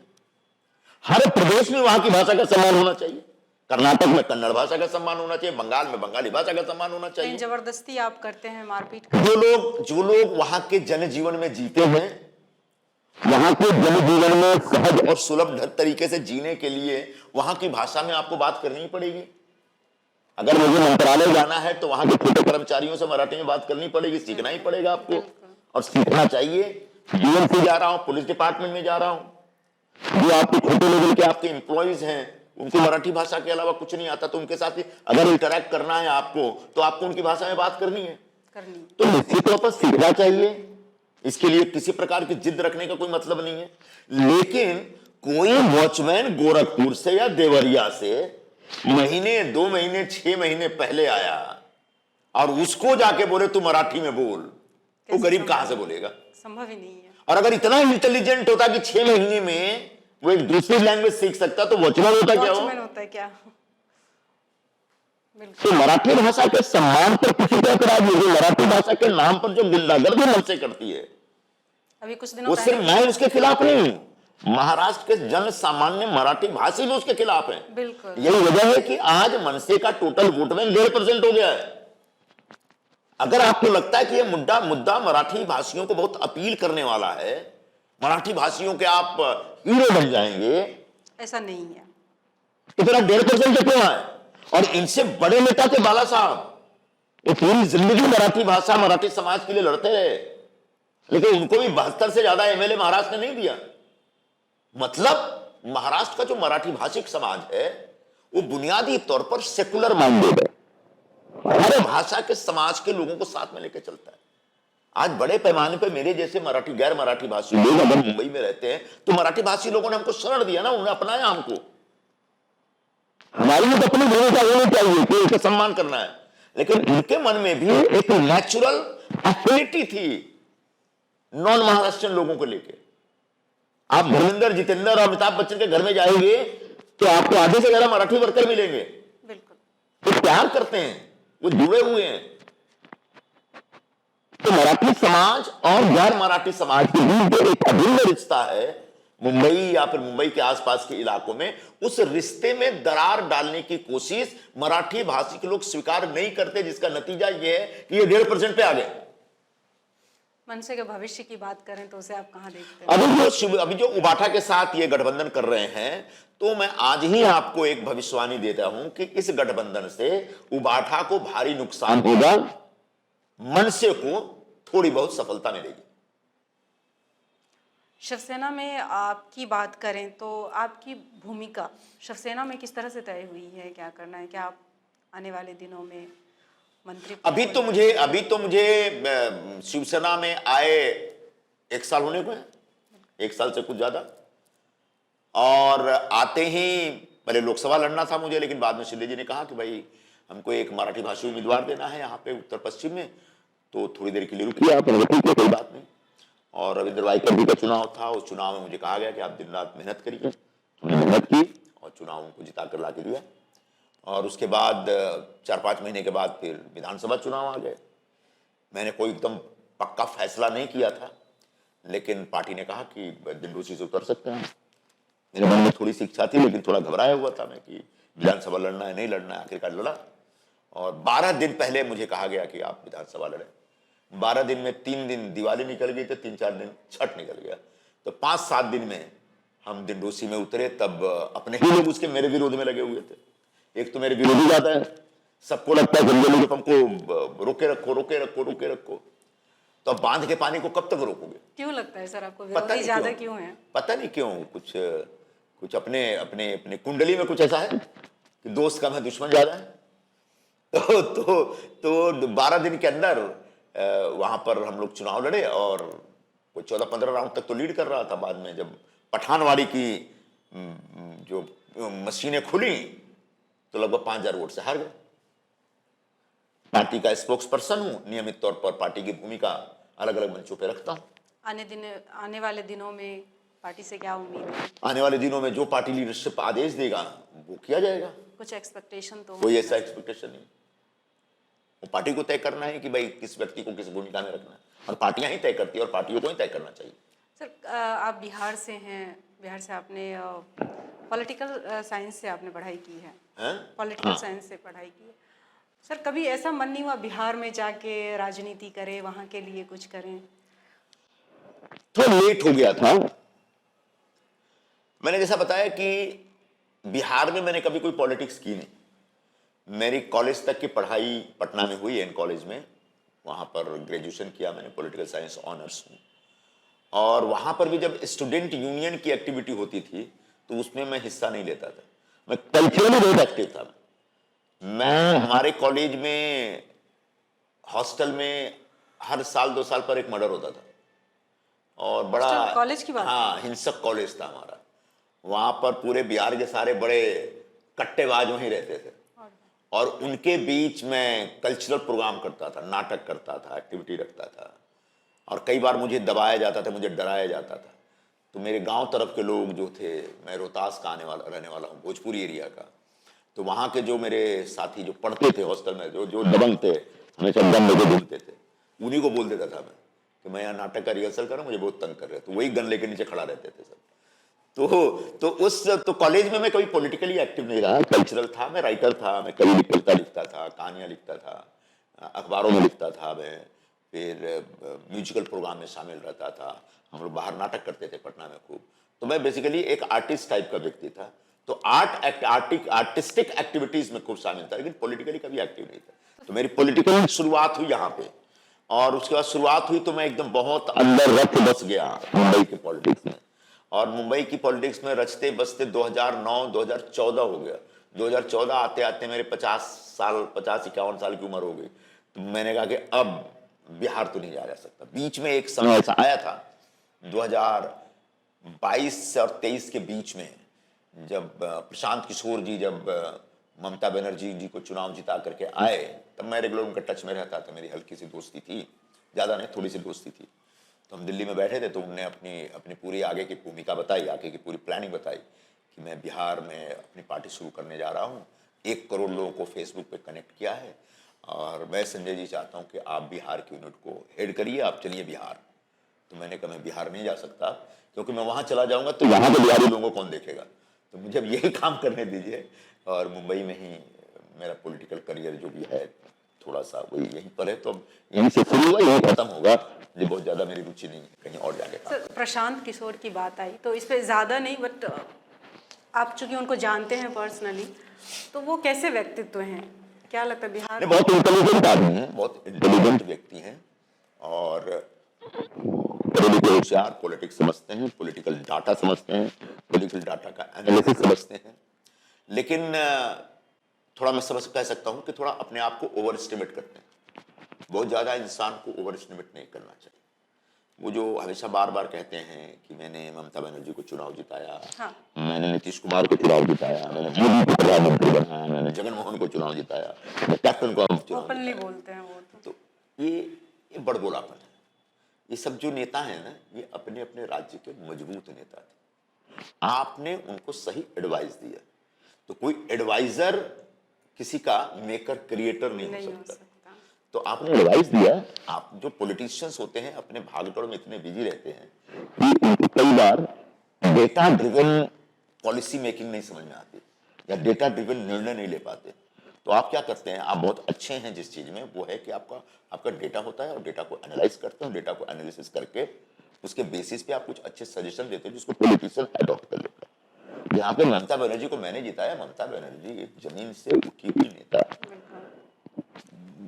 लात जूते घूसे खा खा के, गिर गिर के, पड़ के, हाथ पैर तोड़वा करके, कोई इतने ऊपर तक पहुंचता है खून तो से इतना झगड़ा किया, खून खराबा किया, तब लोगों के दिल पे छाई हुए, तब वहां के नेता बने।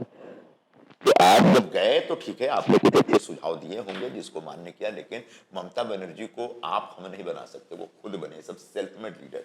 तो जगन मोहन भी उनके अपने फादर की डेथ के बाद, और जब आंध्र प्रदेश अलग हो गया, तो वो पूरे जगह आंध्र प्रदेश के दौरे पे निकला। उसके पास उसके बाप की लेगेसी थी, उसने अपनी पार्टी खड़ी की। जब चुनाव का टाइम आया तो आपने कुछ अच्छे सुझाव दिए, और उसका भी महत्व है। मैं नहीं कह रहा हूँ कि उसका कोई महत्व नहीं, उसका भी महत्व है, लेकिन ये कहना है कि मैंने बनाया हो जाता है। इंसान को इतना ओवर स्टेटमेंट नहीं देना चाहिए, इतना बड़बोलापन नहीं करना चाहिए। अगर ज्यादा बड़बोलापन करेंगे तो जो बिहार में हुआ तो भोगना पड़ता है। क्योंकि ऑडियंस जो आम जनता है वो भी इतनी मूर्ख तो है नहीं, वो कहीं ना कहीं समझती है। सर, संजय निरुपम की बात करें तो कहाँ आर्ट, फिर पत्रकारिता, उसके बाद पॉलिटिक्स में आने का कैसे प्लान बन गया, कैसे, जैसा कि आप बोल रहे हैं कि आपको म्यूजिक, नाटक, इन सब में इंटरेस्ट था?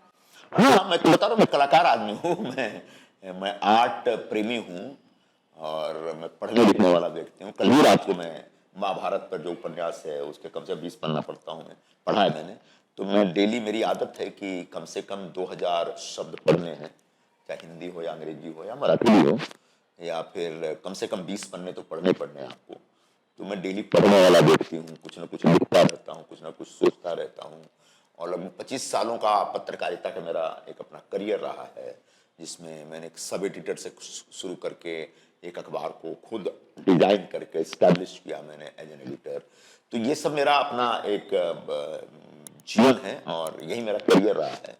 लेकिन इसी बीच एक ऐसा वक्त आता है कि बाला साहब जी ने स्वयं बुला करके मुझे कहा कि आप राज्यसभा में जाइए, और हम चाहते हैं आपके जैसे बोलने वाला, समझने वाला व्यक्ति शिवसेना का एक स्वर बन करके भारत के पार्लियामेंट में खड़ा हो। और फिर मैंने ईमानदारी से उधर लग गया। तो मेरे लिए कोई बहुत ज्यादा फर्क नहीं पड़ा, कोई अलग भूमिका नहीं थी। भाई, पत्रकार जब आप होते हैं तो आपका एक सामाजिक सरोकार होता है। पॉलिटिक्स में लाने वाले कह सकते हैं कि बाला साहब 100%। उन्होंने ऐसा क्या देखा आपने?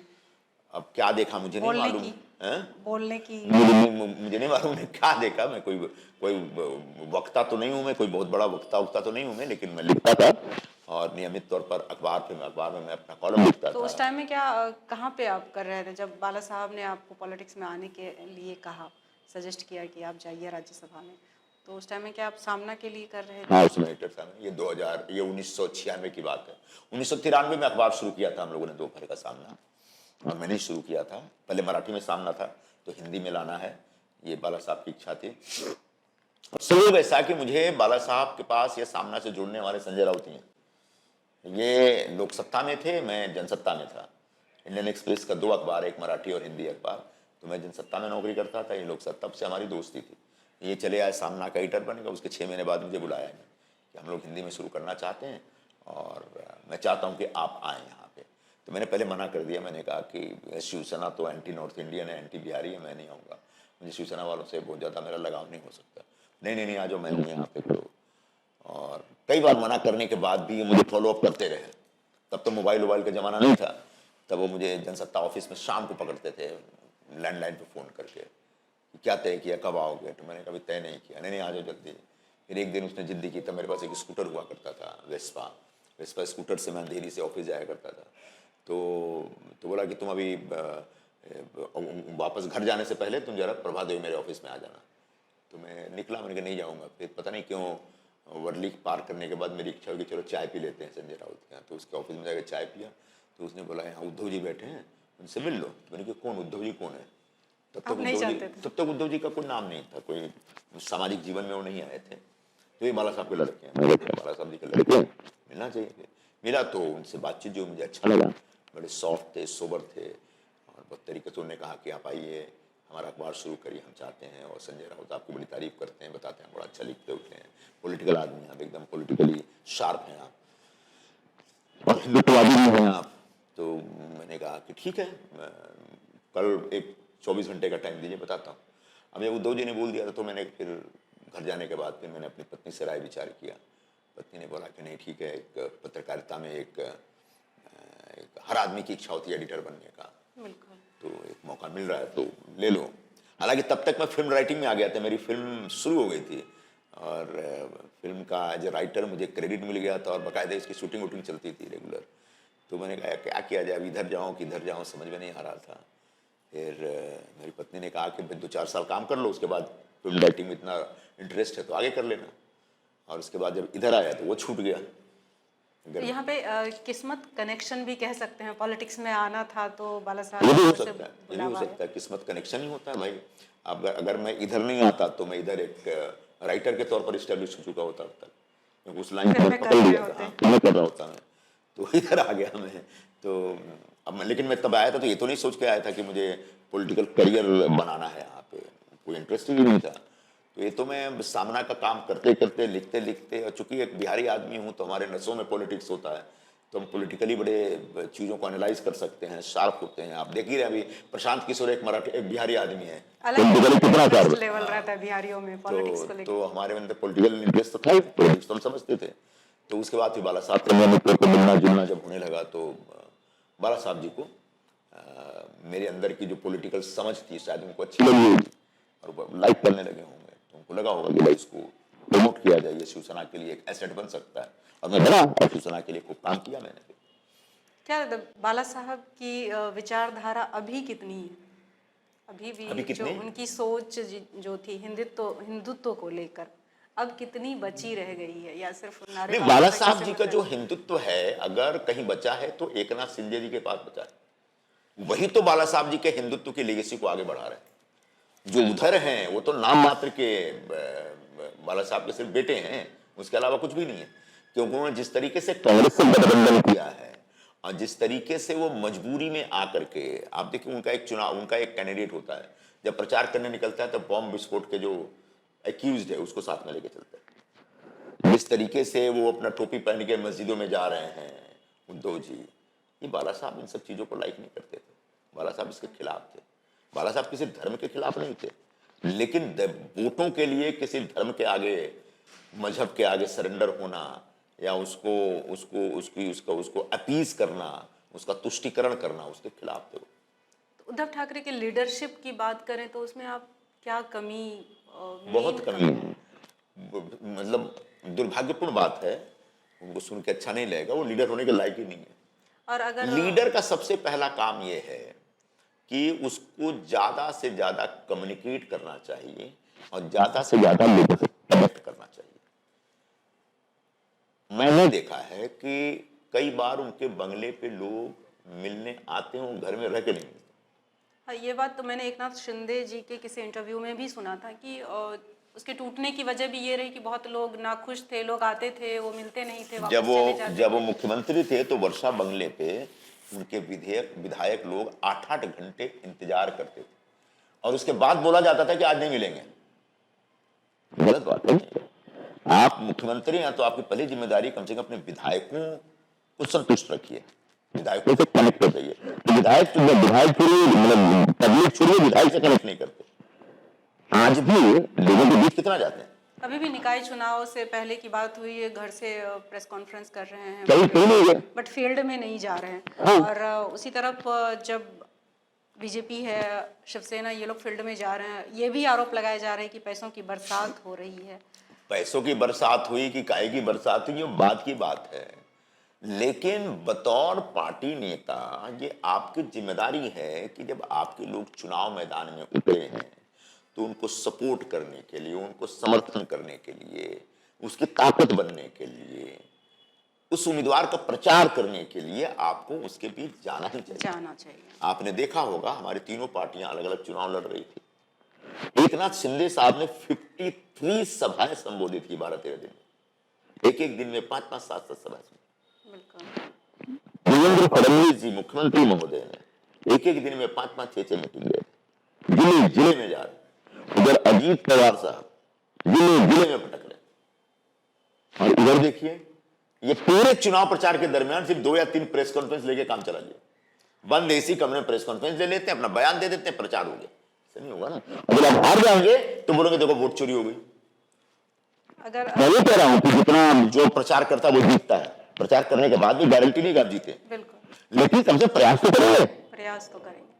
उनके स्तर पर कांग्रेस वाले कहेंगे पूरे प्रचार में, राठौर वाले कहेंगे पूरे प्रचार में, पवार साहब की तो शायद तबीयत ठीक नहीं है, वो लोग भी इस तरह प्रचार करते नहीं दिखे, और ये लोग इतना धुआंधार तूफानी प्रचार किए, और उसके बाद जब नतीजे आएंगे उनके पक्ष में, हमारे लोग जब जीतेंगे तो देखो जी मैनेज कर लिया, सब मैनिपुलेट कर लिया। ऐसे लोगों को पॉलिटिक्स में नहीं होना चाहिए। आपका सवाल ये था पॉलिटिशियन के तौर पे कैसे हैं, तो लोगों को जाना नहीं है, लोगों से कनेक्ट करना नहीं है, अपने लोगों से मिलना नहीं है, कम्युनिकेट करना नहीं है प्रॉपर ढंग से। तो आदित्य ठाकरे की बात करें तो उनका फ्यूचर आप पॉलिटिक्स में कैसा देखते हैं? पता नहीं, अभी तो उनमें क्या क्वालिटी है? अभी तो 2 विधायकों को इस्तीफा दिलवा करके विधायक बने। भाई एक उनका विधायक था, वहां पे चुना हुआ विधायक था, उसको हटाए, उसकी जगह लड़े। जो उसके सामने लड़ने वाला था सचिन है, उसको पार्टियों से शामिल किए, दोनों को एमएलसी बनाए। 2 MLC by one get one 2 ऐसा है ना, तो आप खुद एक एमएलए बनने के लिए 2 लोगों को एमएलसी बना के बैठे, तो इसको क्या कहेंगे आप? क्योंकि एक प्रिविलेज्ड हैं, आप बड़े बाप के बेटे हैं, पार्टी के प्रमुख के बेटे हैं, इसलिए प्रिविलेज आपको मिला, सबको थोड़ी ये प्रिविलेज मिलता है। तो उनमें भी वो लीडरशिप क्वालिटी की कमी है कह सकते हैं आदित्य ठाकरे में? अभी वो लोग भी मतलब बहुत कनेक्ट नहीं करते, ये मतलब हवाई नेता नहीं चलते, जमीन पे उतर के काम करने वाले नेता टिकते हैं। एक तरह से कह सकते हैं कि ना तो मनसे में अभी कोई ऐसा चेहरा दिख रहा है जो भविष्य में आगे चलकर कुछ नहीं, मनसे के जो प्रमुख है बहुत पॉपुलर लीडर हैं, नहीं राज ठाकरे के अलावे नहीं, उनके वो वहीं पर 1 नंबर के बाद नीचे 100 तक खाली है सर, वही बोल रही थी। और शिवसेना का भी कहीं ना उनका भी यही हाल है, सेम हाल है। तो भविष्य में अभी बीजेपी और एकनाथ शिंदे की शिवसेना, महाराष्ट्र का भविष्य यही है। महाराष्ट्र का वर्तमान भी शिवसेना बीजेपी की सरकार है, महाराष्ट्र का भविष्य भी निकट नहीं दूर तक का जो भविष्य है वो शिवसेना बीजेपी है। और इधर शिवसेना और ये माफ कीजिए ये शरद पवार और उद्धव ठाकरे जी, अजित पवार एनसीपी की बात करें, हाँ, तो इन दोनों के एनसीपी में क्या? नहीं, अजीत पवार एक अच्छे नेता हैं और वो भी जमीन से जुड़े हुए नेता हैं और आज हमारे गठबंधन का हिस्सा है, लेकिन वैचारिक रूप से एकमत नहीं है। जब वैचारिक मतभेद हो तो वो रिश्ता कितना लंबा चलेगा, फिलहाल ये कहना मुश्किल है। मैं ईश्वर से प्रार्थना करूंगा कि रिश्ता लंबा चले, लेकिन शिवसेना और बीजेपी का जो रिश्ता हो तो वैचारिक समानता के आधार पर। लेकिन अजित पवार साहब जो इस गठबंधन में आया है उसमें विचार कहीं नहीं है।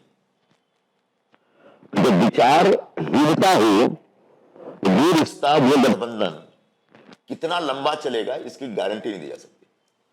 आने वाले बीएमसी चुनाव को लेकर क्या कहेंगे, कैसा रहेगा? बीएमसी चुनाव में शिवसेना, बीजेपी और अजीत पवार की पार्टी तीनों मिलकर चुनाव लड़ेंगे। हमारे बीच एक सीटों के बंटवारों को लेकर के एक इनिशियल चर्चा शुरू हो गई है। हम लोग अपने अपने स्तर पर कौन सी सीट हमारे लिए बेहतर हो सकती है इसकी एक शिनाख्त करना हमने शुरू कर दिया है। मोटा मोटी तौर पर पिछले चुनाव में जिस पार्टी के जहां पर उम्मीदवार जीत के आए थे वो सीट उस पार्टी के पास रहनी चाहिए। मतलब लगभग 80-85 के आसपास दोनों पार्टियां जीती थी, वो सीटें हमारे पास रहेंगी। इसके अतिरिक्त दूसरी पार्टियों से जो नगर सेवक जिस पार्टी में भी गए हैं उस पार्टी को उस नगर सेवक के लिए वो सीट मिलनी चाहिए।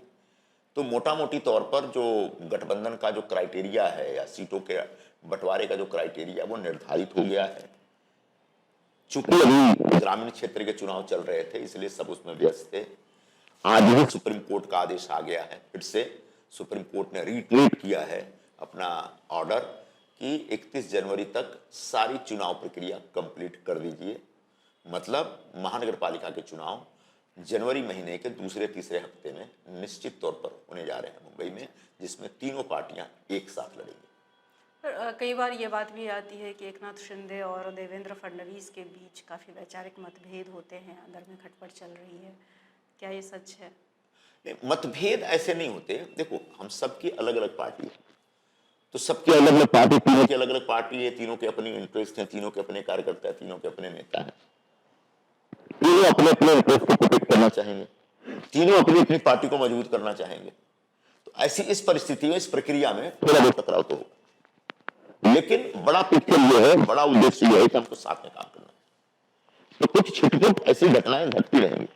तीनों पार्टियां जब अलग अलग चुनाव लड़ रही थी तो जाहिर सी बात है तीनों पार्टियों के नेता अपने अपने उम्मीदवार के लिए जोरदार प्रचार करेंगे, और जब प्रचार करेंगे, नेता भाषण देगा तो निश्चित तौर पर सामने वाली पार्टियों के खिलाफ भी बोलेगा, थोड़ी अपनी बात करेगा, थोड़ा उनके खिलाफ बोलेगा। तो उसका अर्थ, तो उसका सीधे अर्थ यह निकलेगा कि हमारे बीच टकराव हो रहा है।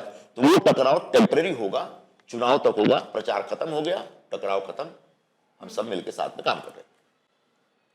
सर, आपके राजनीति करियर की बात करें तो 3 पार्टी आपने ज्वाइन की है। 2 ही पार्टी गई है, शिवसेना, कांग्रेस और शिवसेना। 2 शिवसेना हो गई तो तीसरी कह सकते हैं। तो अभी तक के इतने लंबे सफ़र में अगर पछतावे की बात करें कि अरे ये डिसीजन मेरा गलत हो गया, या कोई ऐसा जो जिससे बहुत पछतावा है कि ये नहीं होना चाहिए था, राजनीतिक करियर की बात करें तो? 2016 में जब मैं मुंबई कांग्रेस का अध्यक्ष था तब मेरे पास भारतीय जनता पार्टी की से ऑफर आई। हमारे एक साथी हैं अग्निहोत्री जी, उनको बुलाकर बीजेपी के जो उस समय के मुख्यमंत्री थे फडणवीस जी, उन्होंने कहा कि दिल्ली का नेतृत्व संजय निरुपम को राज्यसभा में भेजना चाहता है बीजेपी से, तो आप उनसे बात करिए, हम लोग लेना चाहते हैं। तो बेचारा बहुत एक्साइटमेंट में मेरे पास आता है और बोला भैया चलिए बीजेपी में। हमने कहा नहीं। राहुल गांधी ने मुझ पर एक जिम्मेदारी दी है कि मुंबई में कांग्रेस पार्टी को फिर से खड़ा करिए 2014 की हार के बाद, और ऐसे में मैं राहुल गांधी को धोखा देके चला जाऊं, ये मेरी नैतिकता मुझे अलाउ नहीं करेगी। तो मुझे ईमानदारी से अभी काम करने दो। फिर भी नहीं माने, फिर भी फडणवीस जी का फोन आता है, बोलते भैया आ जाओ आप, अमित भाई चाह रहे हैं, मोदी जी चाह रहे हैं। तो मैंने कहा जो उनके अंदर की जो चाहत है मैं उसका सम्मान करता हूं, लेकिन मेरी हिम्मत नहीं हो रही अभी छोड़ने की, मुझे लगता है कि ये धोखा होगा। फिर उस दिन मैं दिल्ली में था, तो मेरी पत्नी का फ़ोन आता है कि तुम किसी के साथ हो क्या। मैंने कहा हाँ मेरे साथ ड्राइवर है। जब ड्राइवर के फ़ोन पे फ़ोन करती हूँ, ड्राइवर को फ़ोन पे उन्हें फ़ोन किया और उन्हें बताया कि आशीष शेलार का फ़ोन आया था कि अमित भाई बहुत सीरियसली चाह रहे हैं संजय जी को बीजेपी में लेना, और राज्यसभा की 5 सीटें हमारे पास है, 4 हमने अनाउंस की, 1 सीट होल्ड करके रखी और इनको भी रखी होल्ड करके। तो आशीष बोल रहा है कि तुम दिल्ली में हो तो मिल लो अमित भाई से। अमित भाई से मिलने मुझे कोई दिक्कत नहीं है, लेकिन अपन पार्टी नहीं छोड़े। तो मेरी वाइफ ने बोला कि छोड़ दो, क्या रखा है। मैंने कहा नहीं, मेरा मन नहीं कह रहा है कि कांग्रेस छोड़ना चाहिए। लोग बोलेंगे देखो दल बदलू है, राहुल गांधी को धोखा देके चला गया, और मैं इतना बड़ा अपने ऊपर एक ब्लेम नहीं लेना चाहता हूँ। मुझे उस समय जब बात हो रही तो फडणवीस जी ने बोला कि कांग्रेस का भैया कुछ नहीं होने वाला। तो मैंने कहा मैं तो मुंबई में खड़ा कर दूंगा। बोला नहीं, आप एक कर्मठ व्यक्ति हैं और आपकी कर्मठता पर हमको कोई शक नहीं है, लेकिन कर नहीं पाएंगे क्योंकि उसका ऊपर का नेतृत्व ही खत्म हो गया। तब तक मैं इस इल्यूजन में था कि कांग्रेस पार्टी फिर से रिवाइव हो सकती है, कांग्रेस पार्टी को हम आगे लेके जा सकते हैं, मजबूती प्रदान कर सकते हैं। लेकिन आज मुझे लगता है कि अगर मैं तभी छोड़ देता तो ये नेक्स्ट 10 साल मैं अपना बर्बाद नहीं करता कांग्रेस के चक्कर में। कांग्रेस के चक्कर में हम लोगों ने, हमारे जैसे बहुत सारे यंग लोगों ने अपनी लाइफ बर्बाद कर दी कि कांग्रेस पार्टी जिंदाबाद, कांग्रेस पार्टी जिंदाबाद। पता चला कांग्रेस का जो नेतृत्व उसको कोई लेना देना नहीं। इधर बिहार में चुनाव हो रहा है, राहुल गांधी कोलंबिया में घूम रहे।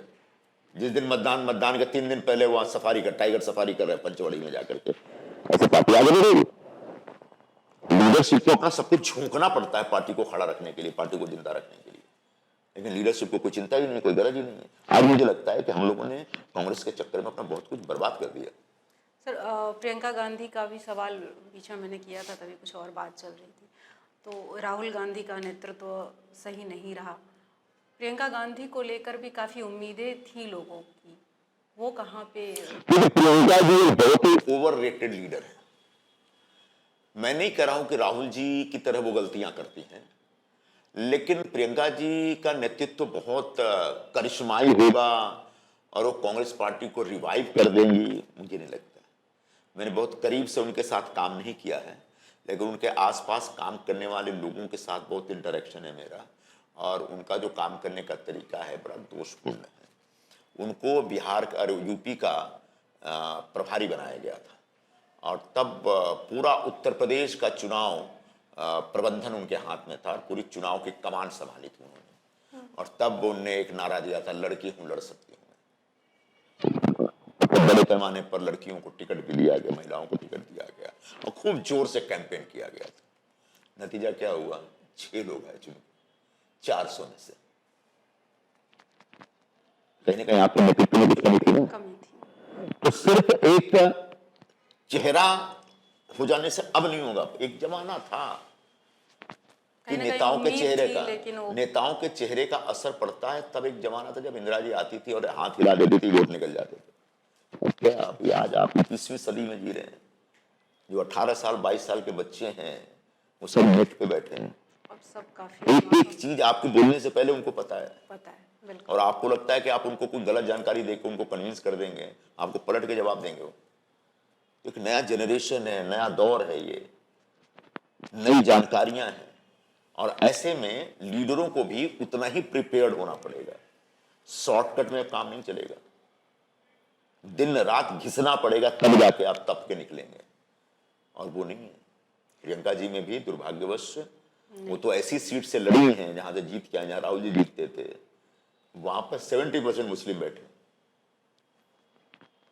वायनाड में 70% मुस्लिम है। वहां से जो भी आदमी कांग्रेस या लेफ्ट खड़ा होगा वहां जीतना ही जीतना है। वहां पे खासकर कांग्रेस वाले, अब गांधी परिवार से कोई जाएगा तो लोग उस आकर्षण में वोट देंगे ही देंगे। लेकिन इसका मतलब वायनाड जीत गए, इसका पूरा हिंदुस्तान जीत गया, ऐसा नहीं हो सकता ना। अच्छा, वायनाड से निकल के आप कहाँ गए, क्या किए? जाके आप बड़े नेताओं की तरह सिर्फ भाषण देकर के आ जाते हैं। उन भाषणों का क्या असर पड़ने वाला? और क्या असर पड़ा बिहार में? उन भाषणों का असर यूपी में क्या पड़ा? उन भाषणों का असर एमपी में क्या पड़ा? उन भाषणों का असर महाराष्ट्र में क्या पड़ा? महाराष्ट्र में भी तो आते ना भाषण देके जाते। अब नहीं है वो सब। अब वो फैमिली ये वो डायनेस्टी कुछ नहीं चलेगा। जो जमीन पे उतर के लोगों के बीच काम करेगा वो जिंदा रहेगा, टिकेगा। सर, महाराष्ट्र में आपने हाउसिंग जिहाद का मैटर उठाया था, बहुत बड़े लेवल पे चल रहा है।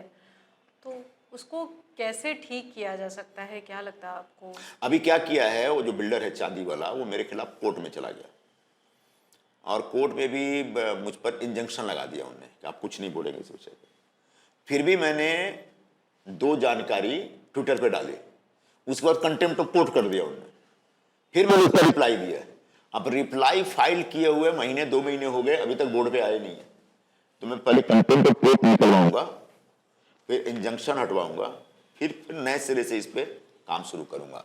तब तक के लिए मैं इतना ही कह सकता हूं कि बड़े पैमाने पर मुस्लिम बिल्डर हैं मुंबई में जो रीडेवलपमेंट के नाम पर झोपड़पट्टियां ले रहे हैं और जो हिंदू बहुल झोपड़पट्टियां हैं उनको वो मुस्लिम बहुल में कन्वर्ट कर रहे हैं।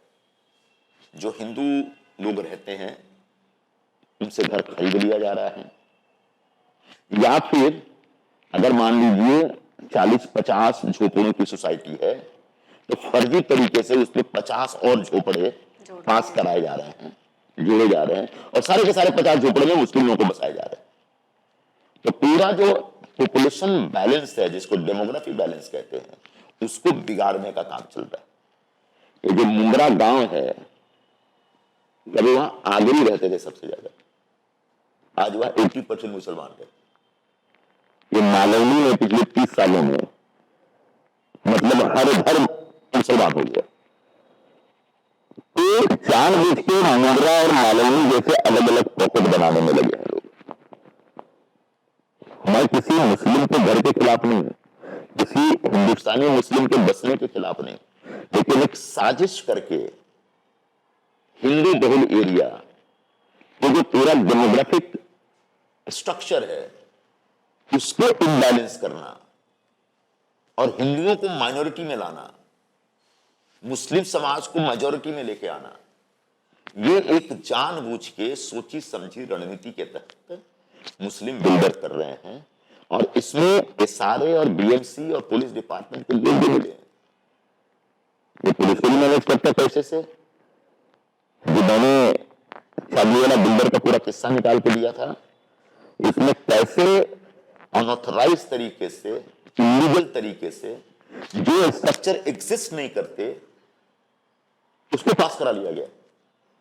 बाद में इंक्वायरी लगाई महाराष्ट्र सरकार ने, मेरे सारे आरोपों को सही माना महाराष्ट्र सरकार ने। अब इसके बाद एसआरए के लेवल पे एक्शन हो रहा है।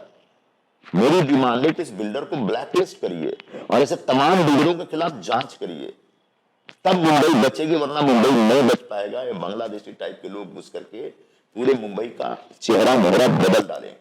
कह सकते हैं सर, बीएमसी में बहुत ज्यादा भ्रष्टाचार है। भ्रष्टाचार तो सब जगह, बीएमसी में है, एसआरए में है, महाडा में है, कहां नहीं है भ्रष्टाचार। और इस भ्रष्टाचार का सबसे ज्यादा दुरुपयोग ये मुस्लिम बिल्डर कर रहे हैं। ये बहुत शर्मनाक बात है कि जो लोग मुस्लिम बिल्डरों को इस पूरे हाउसिंग जिहाद के प्रकरण में मदद कर रहे हैं वो सब हिंदू हैं, लेकिन पैसे के लालच में वो अपना पूरे शहर के साथ खिलवाड़ कर रहे हैं। अभी बीएमसी इलेक्शन में आप अगर जीत के आते हैं, आपकी पार्टी, तो क्या कुछ बदलाव होगा? क्या कुछ आप देखिए, जीत के आते हैं क्या बदलाव होगा वो तो जब मैं बोलूंगा तो बोलेंगे सारे नेता ऐसे फर्जी वादे करते हैं। 2022 में एकनाथ शिंदे जी चीफ मिनिस्टर बने और उसके बाद लगभग 2.5 साल तक वो मुख्यमंत्री थे। मुख्यमंत्री बनते ही उन्होंने पूरे मुंबई के रास्तों का कंक्रीटीकरण शुरू किया। आज 60-70% मुंबई के रास्ते जो इंटरनल रोड्स हैं वो कंक्रीटाइज हो गए। यही वजह है कि मुंबई के उस एरिया में पिछली बारिश में एक भी पॉटहोल नहीं मिला। पूरे मुंबई के रास्तों को पॉटहोल मुक्त करना ये मेरा वादा नहीं है, पार्टी का वादा नहीं है। ये एक काम ऑलरेडी ऑनगोइंग वर्क है जो चल रहा है। बाय द टाइम टीएमसी का इलेक्शन कंप्लीट होगा, शायद बाकी काम भी पूरा हो जाएगा। मुंबई का एक एक रास्ता आपको कंक्रीटाइज दिखेगा। तो पहला सवाल तो ये था। साफ सफाई को हमारे मुख्यमंत्री ने बहुत उस पर फोकस किया। वो खुद डीप क्लीनिंग करते थे, खुद उनकी मशीन पे बैठ कर लोग घुस जाते थे साफ सफाई कर। मुंबई की बहुत बड़ी समस्या है स्वच्छता, बहुत बड़ी। ज्यादातर बीमारियां जो सॉलिड वेस्ट मैनेजमेंट, जो डिस्पोजल की सिस्टम है ना, उसके फेलियर की वजह से हो रही है। तो कैसे मुंबई क्लीन रहे, ग्रीन मुंबई, क्लीन मुंबई, ये नारा था। इसको उतर करके इंप्लीमेंट करने में लगे शिंदे साहब। और भी है, पानी की समस्या है, असेसमेंट टैक्स की समस्या है, और भी बहुत सारी समस्याएं हैं। तो बीएमसी में जैसे ही शिवसेना बीजेपी की सत्ता आएगी, सबसे पहले पिछले 25 सालों का जो भ्रष्टाचार है वो सब भ्रष्टाचार का राज खत्म हो जाएगा। अभी आपको मालूम है बीएमसी में एक कॉन्ट्रैक्टर को अगर मान लीजिए 1 करोड़ रुपए का कॉन्ट्रैक्ट मिलता है, उसमें 70% कमीशन में चला जाता है। 70%, 1 करोड़ में से 70 लाख रुपए सरकारी एजेंसियां खा जाती हैं, इंजीनियर खा जाते हैं, बीच के दलाल खा जाते हैं, जो पॉलिटिकल टाइप के लोग होते हैं वो, नगर सेवा के वो सब। बाकी बेचारा वो 10% कॉन्ट्रैक्टर खाता है, अपना हिस्सा लेता है। सब मिला के 70% पैसे चले जाते हैं। सिर्फ 30% पैसा रहता है जो एक्चुअली उस काम के लिए लागू खर्च होता है। ये जो भ्रष्टाचार का राज है ना, इसको हमेशा के लिए खत्म करना चाहिए। कमीशन का राज है ना, इसको हमेशा के लिए खत्म करना चाहिए। यह संकल्प है शिवसेना बीजेपी। तो सर, सबसे पहला मेरा यही सवाल था कि कांग्रेस के साथ निकलना, कांग्रेस का साथ छोड़ के शिवसेना में आना, जिस पार्टी के साथ सालों आपने दिया, उसे संभालना चाहा, उसके साथ बहुत कुछ करना चाहे, कई तरह के मानसिक दबाव से आपको गुजरना पड़ा कहीं ना कहीं। तो उस मानसिक दबाव के दौर में आपने खुद को कैसे संभाला, ये हमारे ऑडियंस के लिए मेरा सवाल था, ताकि मैं चाहती हूँ कि हर कोई मोटिवेट होए। जीवन में स्ट्रेस तो सबके पास रहता है। स्ट्रेस आपके बुलाने से नहीं आता, वो खुद ही आ जाता है, पीछा करता है। अब आपके ऊपर है कि उस स्ट्रेस से लड़ना कितना है, उस स्ट्रेस को कैसे न्यूट्रलाइज करना है। तो मैं बड़ा एक सिस्टमेटिक लाइफ जीता हूं, बहुत ही तरीके से जीवन जीने वाला व्यक्ति हूं। मैं नियमित तौर पर एक्सरसाइज करने वाला व्यक्ति हूं। लगभग 30 वर्षों तक लगातार बैडमिंटन खेलता था मैं, घंटों। तो कैसे एक फिजिकली फिट रहने का प्रयत्न किया जाए, ये बहुत जरूरी है। जब फिजिकली आप फिट होते हैं ना, तो मेंटली आप दुरुस्त हो जाते हैं। तो जब आप खेल के मैदान में होते हैं, खेत में होते हैं, तो पूरा स्ट्रेस गायब हो जाता है। उसके बाद भी, खेलने कूदने के बाद भी खान पान, रहन सहन इस तरह से मैनेज करिए कि बहुत ज्यादा वो दबाव आपके ऊपर हावी ना हो। जो स्ट्रेस है, मानसिक दबाव है, वो हावी ना हो। तो दबाव में जो लोग जीते हैं, ये दरअसल अंदर से कमजोर होते हैं। अंदर से अगर आप मजबूत हैं तो इस दबाव पे उठा के पटक सकते हैं। तो मैं कोशिश करता हूं कि पॉलिटिकल लाइफ में रोज झटके लगते हैं। पॉलिटिकल लाइफ में इतना आसान नहीं है। पॉलिटिकल लाइफ, एक नौकरी करने वाला व्यक्ति होता है 10 to 5 वाला, उसके जीवन में सब कुछ ठीक है। तो सुबह शाम जो पॉलिटिशियन को बजाते रहते हैं, उनको नहीं मालूम है कि सबसे ज्यादा प्रॉब्लमेटिक लाइफ आप जीते हैं।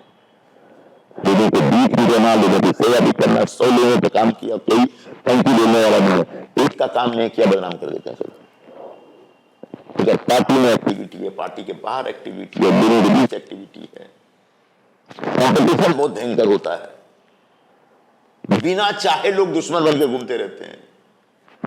आपने किसी का कुछ बिगाड़ा नहीं है, फिर भी ये लगाइए आपके पीछे। तो इन सब चीजों को बहुत ज्यादा स्किन से चिपकाना नहीं चाहिए। इसलिए बोलते हैं politicians are always of thick skin. तो थिक स्किन रखना है। रोज कुछ ना कुछ बोलते हैं। तो सोशल मीडिया का जमाना है, आप कोई भी ट्वीट कर दो, गली आते रहते हैं सर। तो बहुत ज्यादा ध्यान नहीं देना है। तो साफ तौर पर संदेश है कि अपनी चमड़ी मोटी रखिए, अपने दिमाग में ज़्यादा नेगेटिविटी को आने मत दीजिए, फिजिकल वर्क कीजिए, ज़्यादा से ज़्यादा खेलिए, आउटडोर गेम्स खेलिए, मोबाइल में चिपके मत रहिए। क्योंकि आजकल लोग ऐसे ही स्ट्रेस लेते हैं अकेलेपन की वजह से।